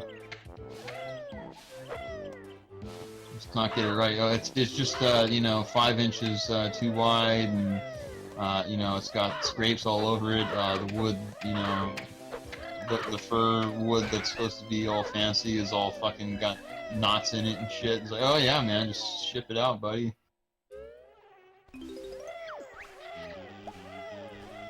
It had fur over it? Well, fir, there's different kinds of wood called fir and pine and oh, right, pine. for FIR, not FUR. FIR, yeah, that's what I was referring to. The type of wood that they, like, actually, some people actually want to have wooden doors or whatever. It looks fucking ugly. I mean, especially the wood that we had, it was like, what the fuck, man? Oh no, it's all good. It's all good. You ship it out. You. The panel is correct. It's like the hinges are the wrong fucking color. It's supposed to be fucking black, not goddamn fucking satin nickel or fucking brushed chrome. You fucking idiot. Oh no, this we run out of we don't have no more white hinges. You just do it. Just ship it out. Okay.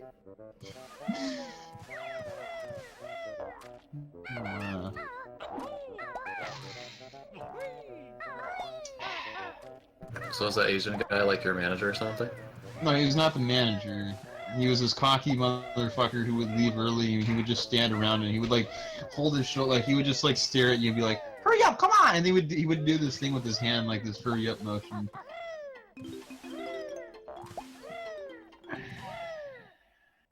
Yeah, I saw that you're streaming, Big Law. We appreciate the raid.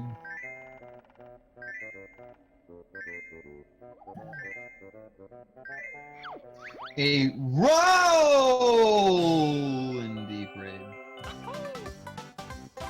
So at the end of this, he's gonna get the B, and he's gonna leave with the B, and then he's gonna do some clips with the B to head back to Bubblegooch Swamp.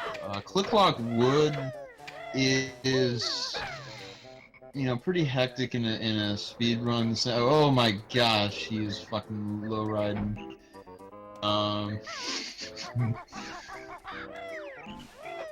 He was sitting sideways. I mean, you could easily lose your footing there and, you know, have a nice little fall. Possibly hurt yourself, sprain your ankle. Who knows what might happen?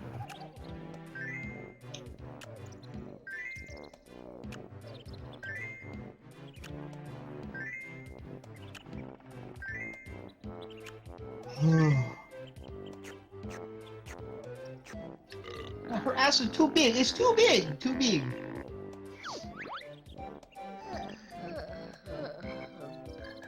Go get the pussy for his wife. He don't get the action.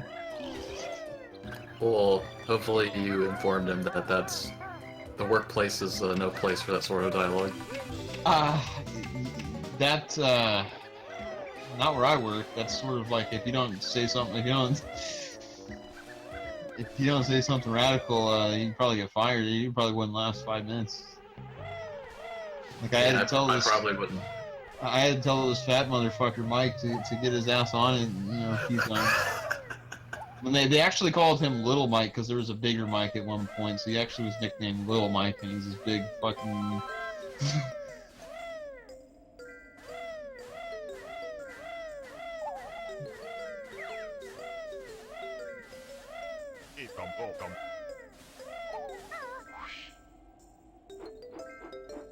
So what's going on with this run here, RPG?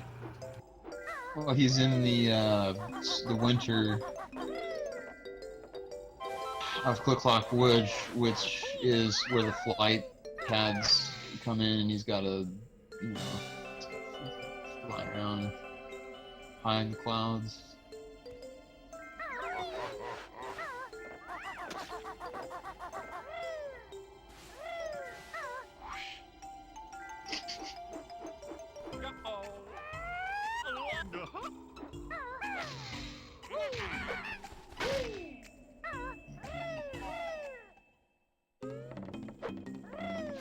And there's this fucking old lady who was just like fucking ridiculous. She said like something like, "I have big, beautiful brown eyes. Like, I wouldn't want, like, you better wear your goggles. I don't want to see your big, beautiful brown eyes." She said that to you? Yeah, she said you have big, beautiful brown eyes.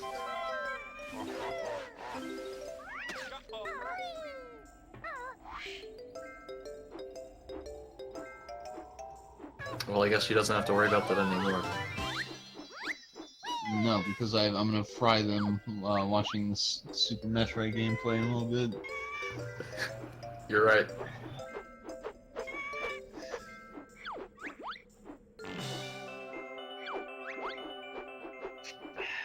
See how that eagle just takes a nice big shit, you know, shits out a nice gold jiggy for you. Yeah, Steven.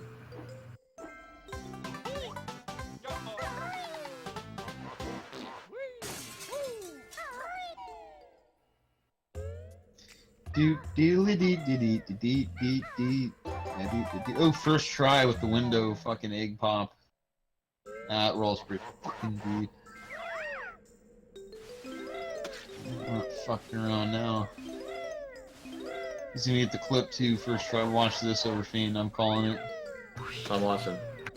You want this is a pretty high level clip here. He's gonna nail both of them.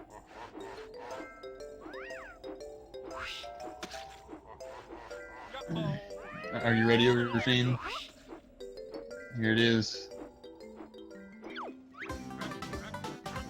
Woo!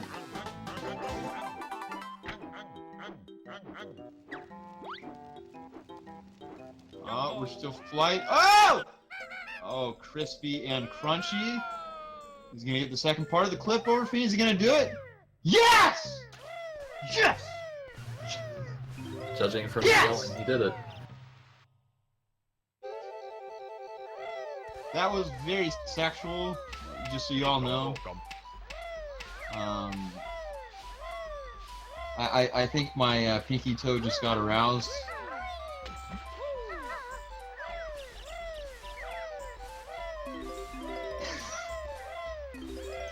That was fucking clean. Well done, Hellfoes. That was very nice. We're down to 1 health here. Woo! Living it up!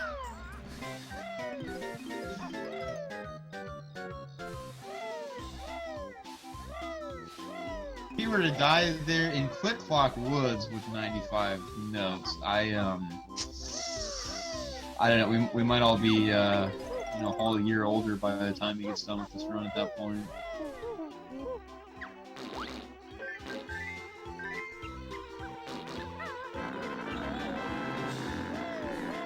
So he's gonna try to get this. Trying to get damage while he pops that in, and then he's okay. We're good. We're in there. Just gotta do a little off-screen movement here.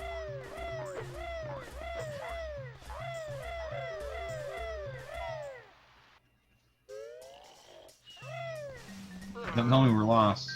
It's taking a while. No, we're good. We're in there.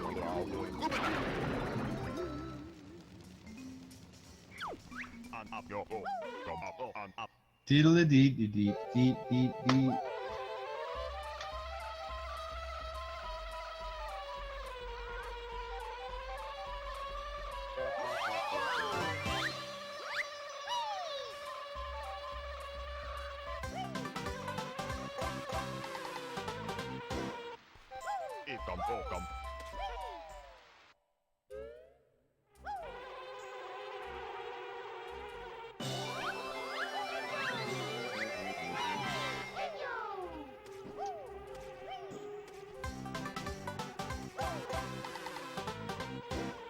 Yeah, I mean, Overfiend said you'll do very well, Jack. You won't sneeze and cough all over your controller or anything.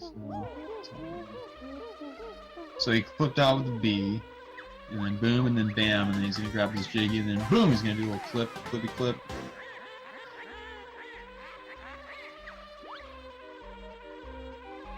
I'll take another drink of Rolling Rock beer here. It's pretty close. You get the clip. Oh, we got the clip.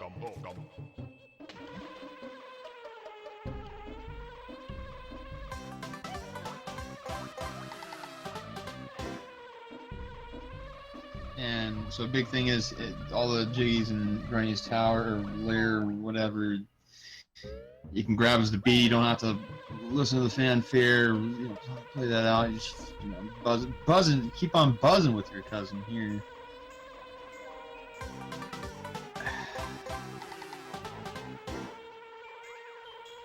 Diddly dee dee dee dee dee dee. Boom boom boom.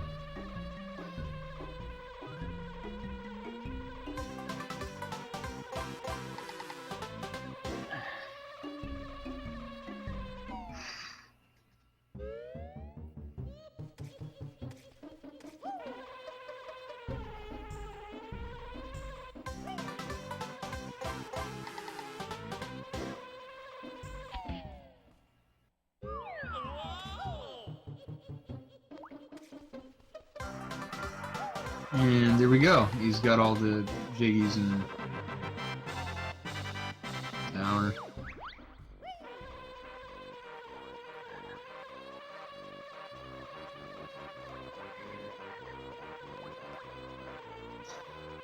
And here we go. We're gonna do a nice little clip in. Little pop the clip in. Pop the clip in. There it is.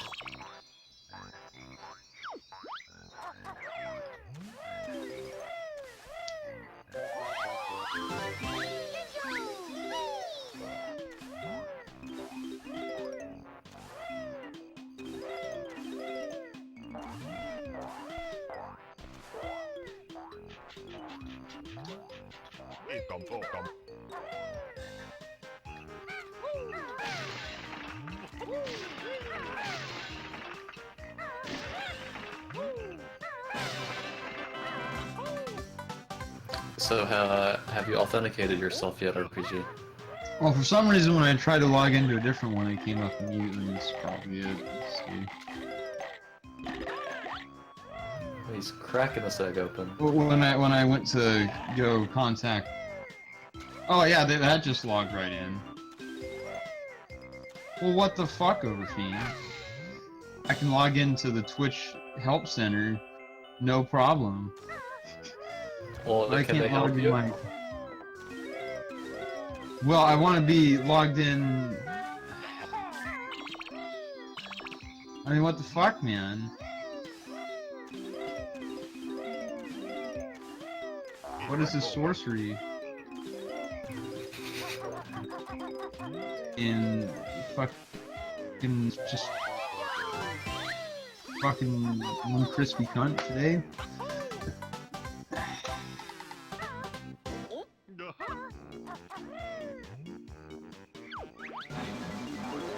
Immediately on about that.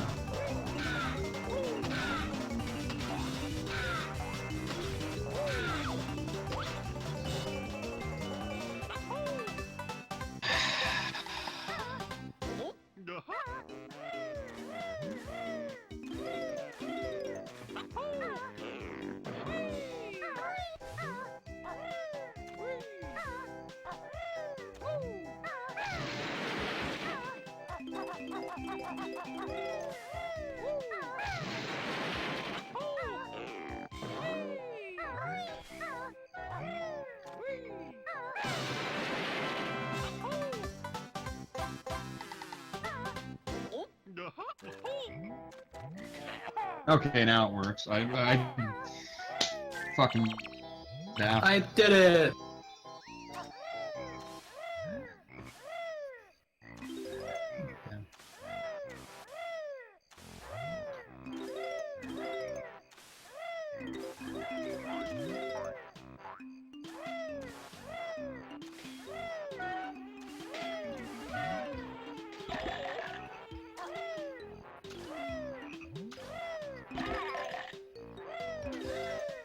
Yeah, so, I mean, this is kind of new with the bee thing, and he's rolling around, he's rolling deep, and, you know, in Bubble Goop Swamp and Bubble Shit Swamp.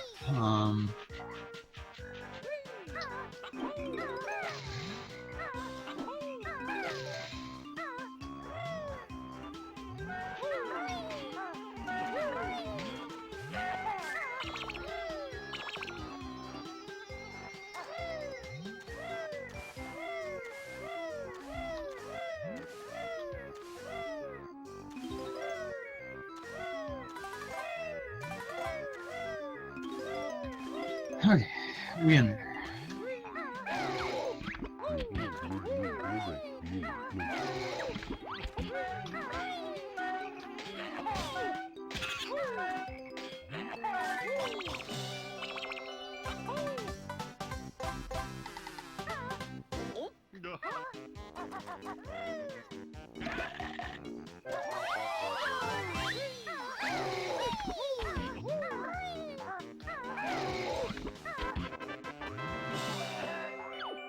Well, you should be able to do whatever with the dashboard now, Overfiend. I mean, you can check, but it Hooray!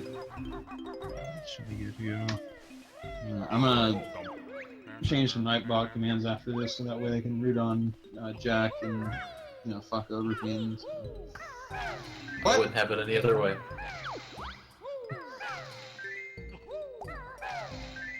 Yeah, so here's another thing where you can move during that, when it's showing you when the turtles are doing that, like it's a new thing on that first one. He's able to move around and start working his way in.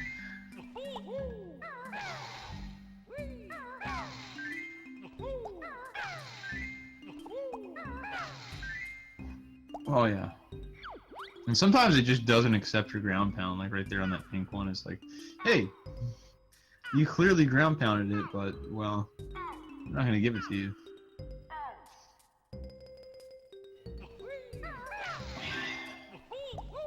You gotta pound the right areas, RPG. Ah! That's not sexual at all.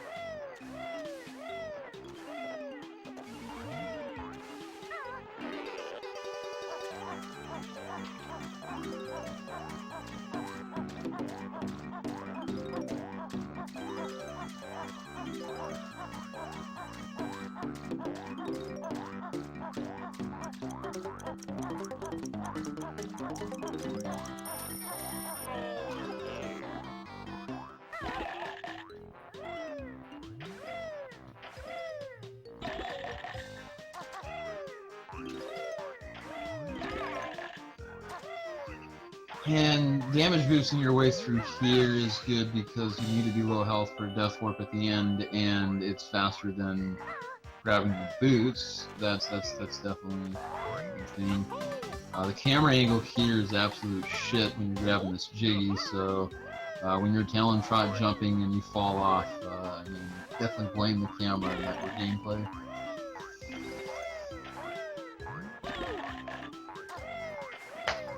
Oh.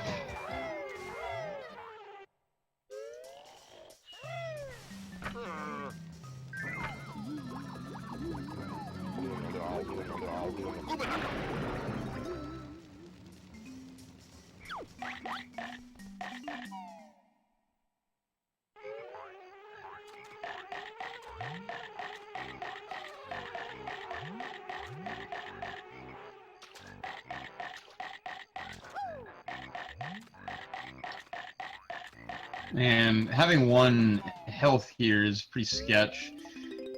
If you were to lose Mr. Vile, he would chomp your ass and you'd be dead. But with the help of the speed shoes, it's pretty easy. But I mean, if you're just really fucked over somehow, I mean, you can still lose, but it's a rubber banding effect, so I mean the reason why you would more likely lose is because you don't understand that the more he has, the slower he goes, and the more you have over him, the slower or the faster he'll go. So you kind of just let him fuck around for a little bit, and then he'll slow down drastically, and then you just come in and you just grab all his shit. But he does have 1 health, so like the dragonflies that come down, like they're pretty sketchy in some areas, and you're at a high note, like you're at like your 90 note range here, and if you die to one of the dragonflies, you gotta recollect all the notes again.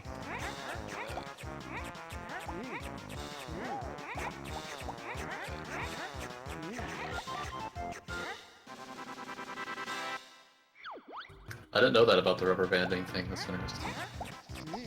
Yeah, so when, like you saw at the beginning there, he was just collecting items, and that's just to let him get ahead a little bit, and then his movement speed slows down the more he has over you. I don't know, like at what point does that stop? Like, is it stop after 10? Like, is that his slowest movement speed or something? I don't know about that. But you see like how he has 10, 11 to 7, and Mr. Vile's moving like super fast here. It's because the rubber banding. I would say that's why like you would possibly lose this, is because you're not aware of that, and then he'll just push you out of the way, and he does like move faster than you can move at one point, I think. And he'll just like sneak fucking 10 out of nowhere.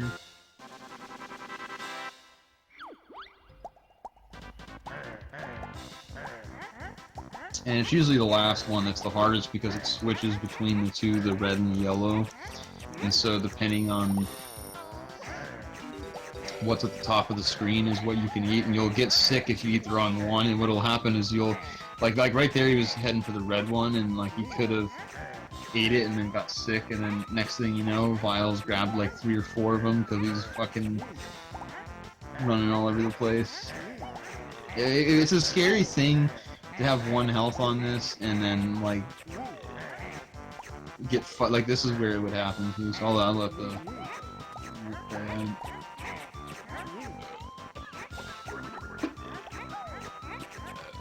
Serious time. Yeah, see, he got sick there. Did you see that? He ate the wrong color, and so that it's stunned you. It's like, and next thing you know, boom, Vile's got 19, and he can't find food poisoning. Oh, better find it. Oh, come on! Find it! Fucking grab it! 22 to 21. Jesus Christ! I told that last one, man.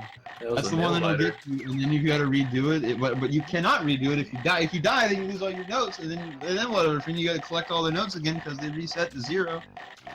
And then there you go. There's another 4 minutes of note collecting. It's good fun. And you'd have to redo that entire all 3 of those mini games. I'm pretty sure. Yeah, but luckily you stepped in just in time to yell at him, and he picked it up.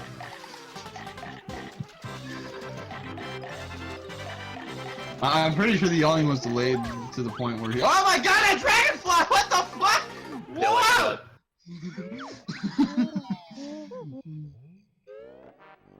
Did you see that? He's flying right towards him.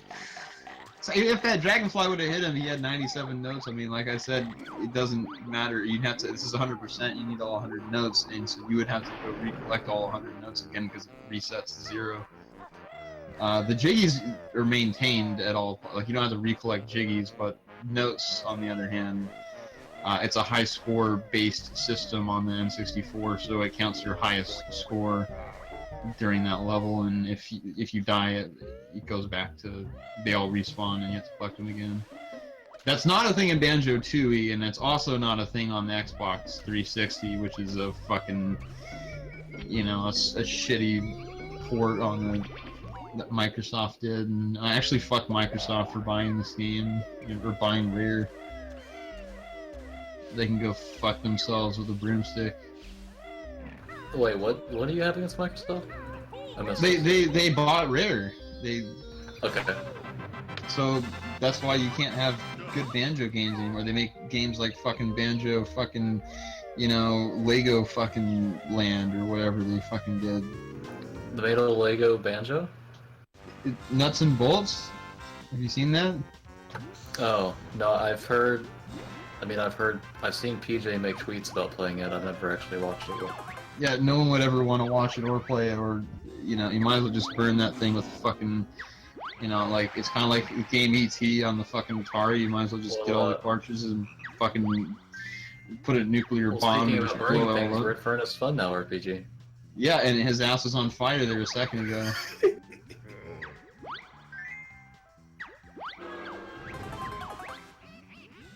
So he has gone to Brentilda, and so he should have filled out his calculator, and it should be pretty set what the answers for the running question, and that's really the only random thing. The best part is when you go to a skull square and you try it out, and then you get a grunny question, and then you don't know what it is, and then you die immediately. It's a pretty good one. Was he doing the skeet? Yeah, there's a skip where you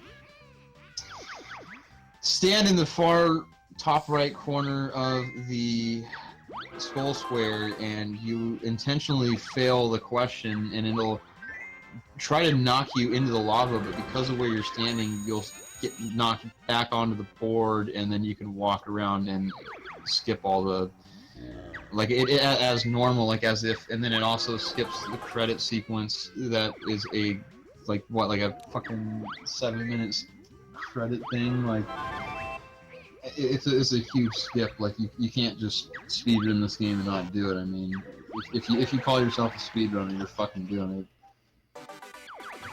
So if he doesn't get that skip, he'll get above estimate? Well, he'll die and then he'll redo it. Oh, okay, you keep going for it. Retry it again. But you have to go through the whole board again up to that point. I mean, that's about a 2-minute loss each time. Yeah, so that skull square there that he was just on, like, if that was a grunny question and he had not talked to Brimtilda, there's a good chance that you can fucking have a nice little dilly-dilly-dilly-dilly-doo.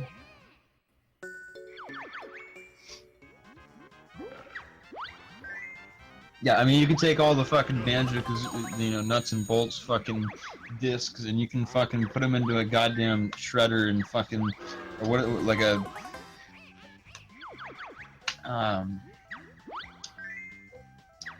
crusher. Yeah, that's what you could do. You could put them into a crusher, and you can crush those fucking The discs. trash compactor.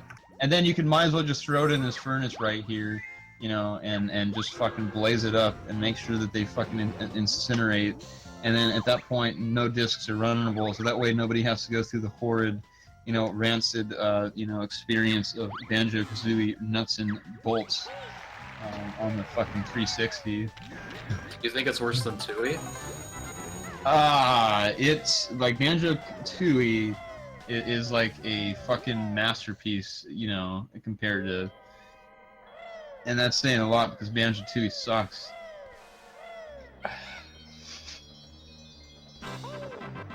But it's actually, I mean, after I played it, I mean, I have to cut it some slack. Banjo Kazooie is a pretty sick speed game. It's got a lot of fucking dope strats in it, actually. It's got a lot of interesting mechanics. As a casual game, it can fucking bite my dick and you know,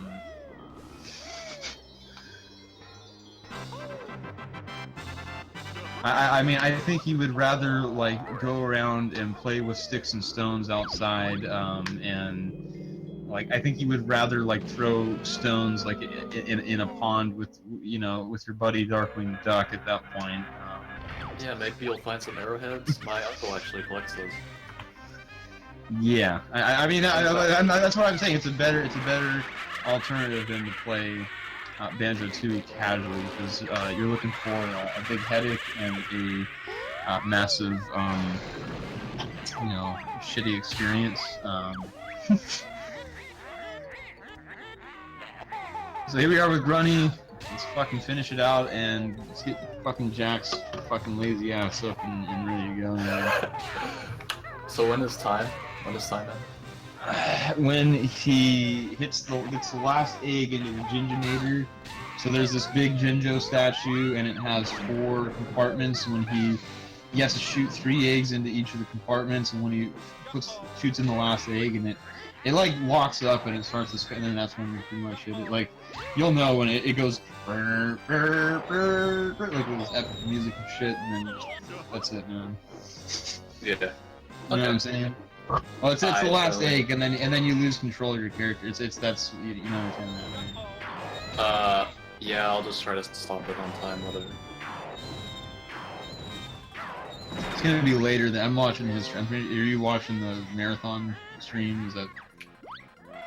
Yeah, well, it's synced. It's just a matter of I have to just stop it on time. But it's synced.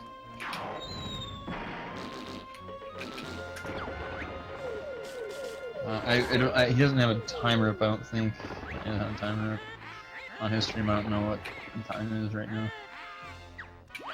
Oh, we're doing pretty good.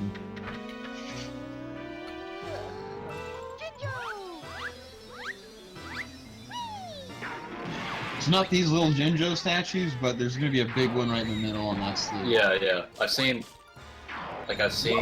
Run before? Whoa! I mean, I've seen the end of Stiff's runs, I just don't remember exactly when timing ends. That's all.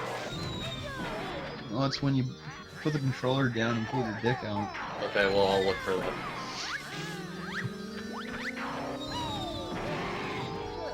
I know he's down to 3 health over Fiend. Are we gonna have a wow? We're down to 2 health. We better pick up those fucking honeycombs and do something. He's confident in his gameplay.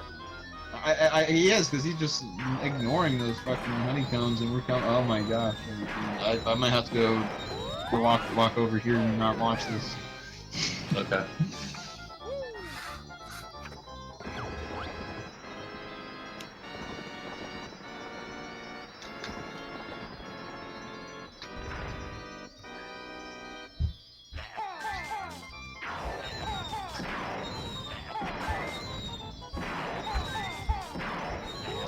Well, RPG is walking around, I can hear him. He's pacing back and forth. So it ends after this, after he fills up the statue? Yeah, he fills it all up with hot eggs. Okay. Yep, he finished on his stream, so done up on your thing. Okay. That was some sort of 212. GG. GG. Yeah, 212 was really pretty damn good. I mean, it's only what 11 minutes off world record. I mean, the game's impossible, so.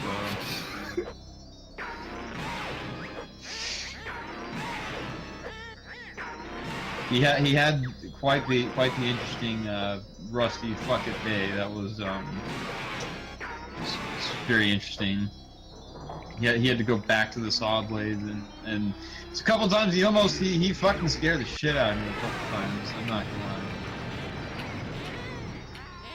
But he, like, ultimately there wasn't any like huge mistake. There was just, you know, some fuck ups, but you know, it's all good. I mean, you're about to see a lot more fuck ups on this next what?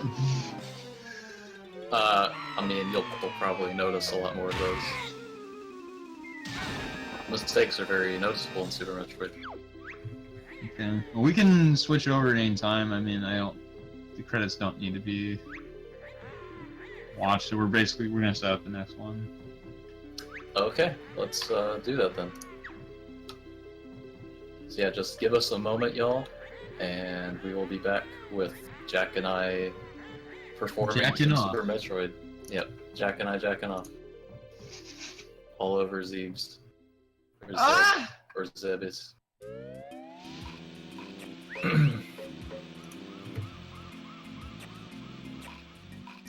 Thank you again, Hellfoes, for the run. That was good.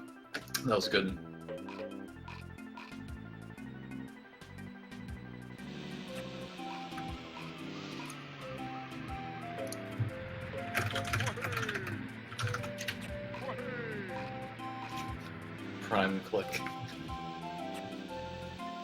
I'm gonna change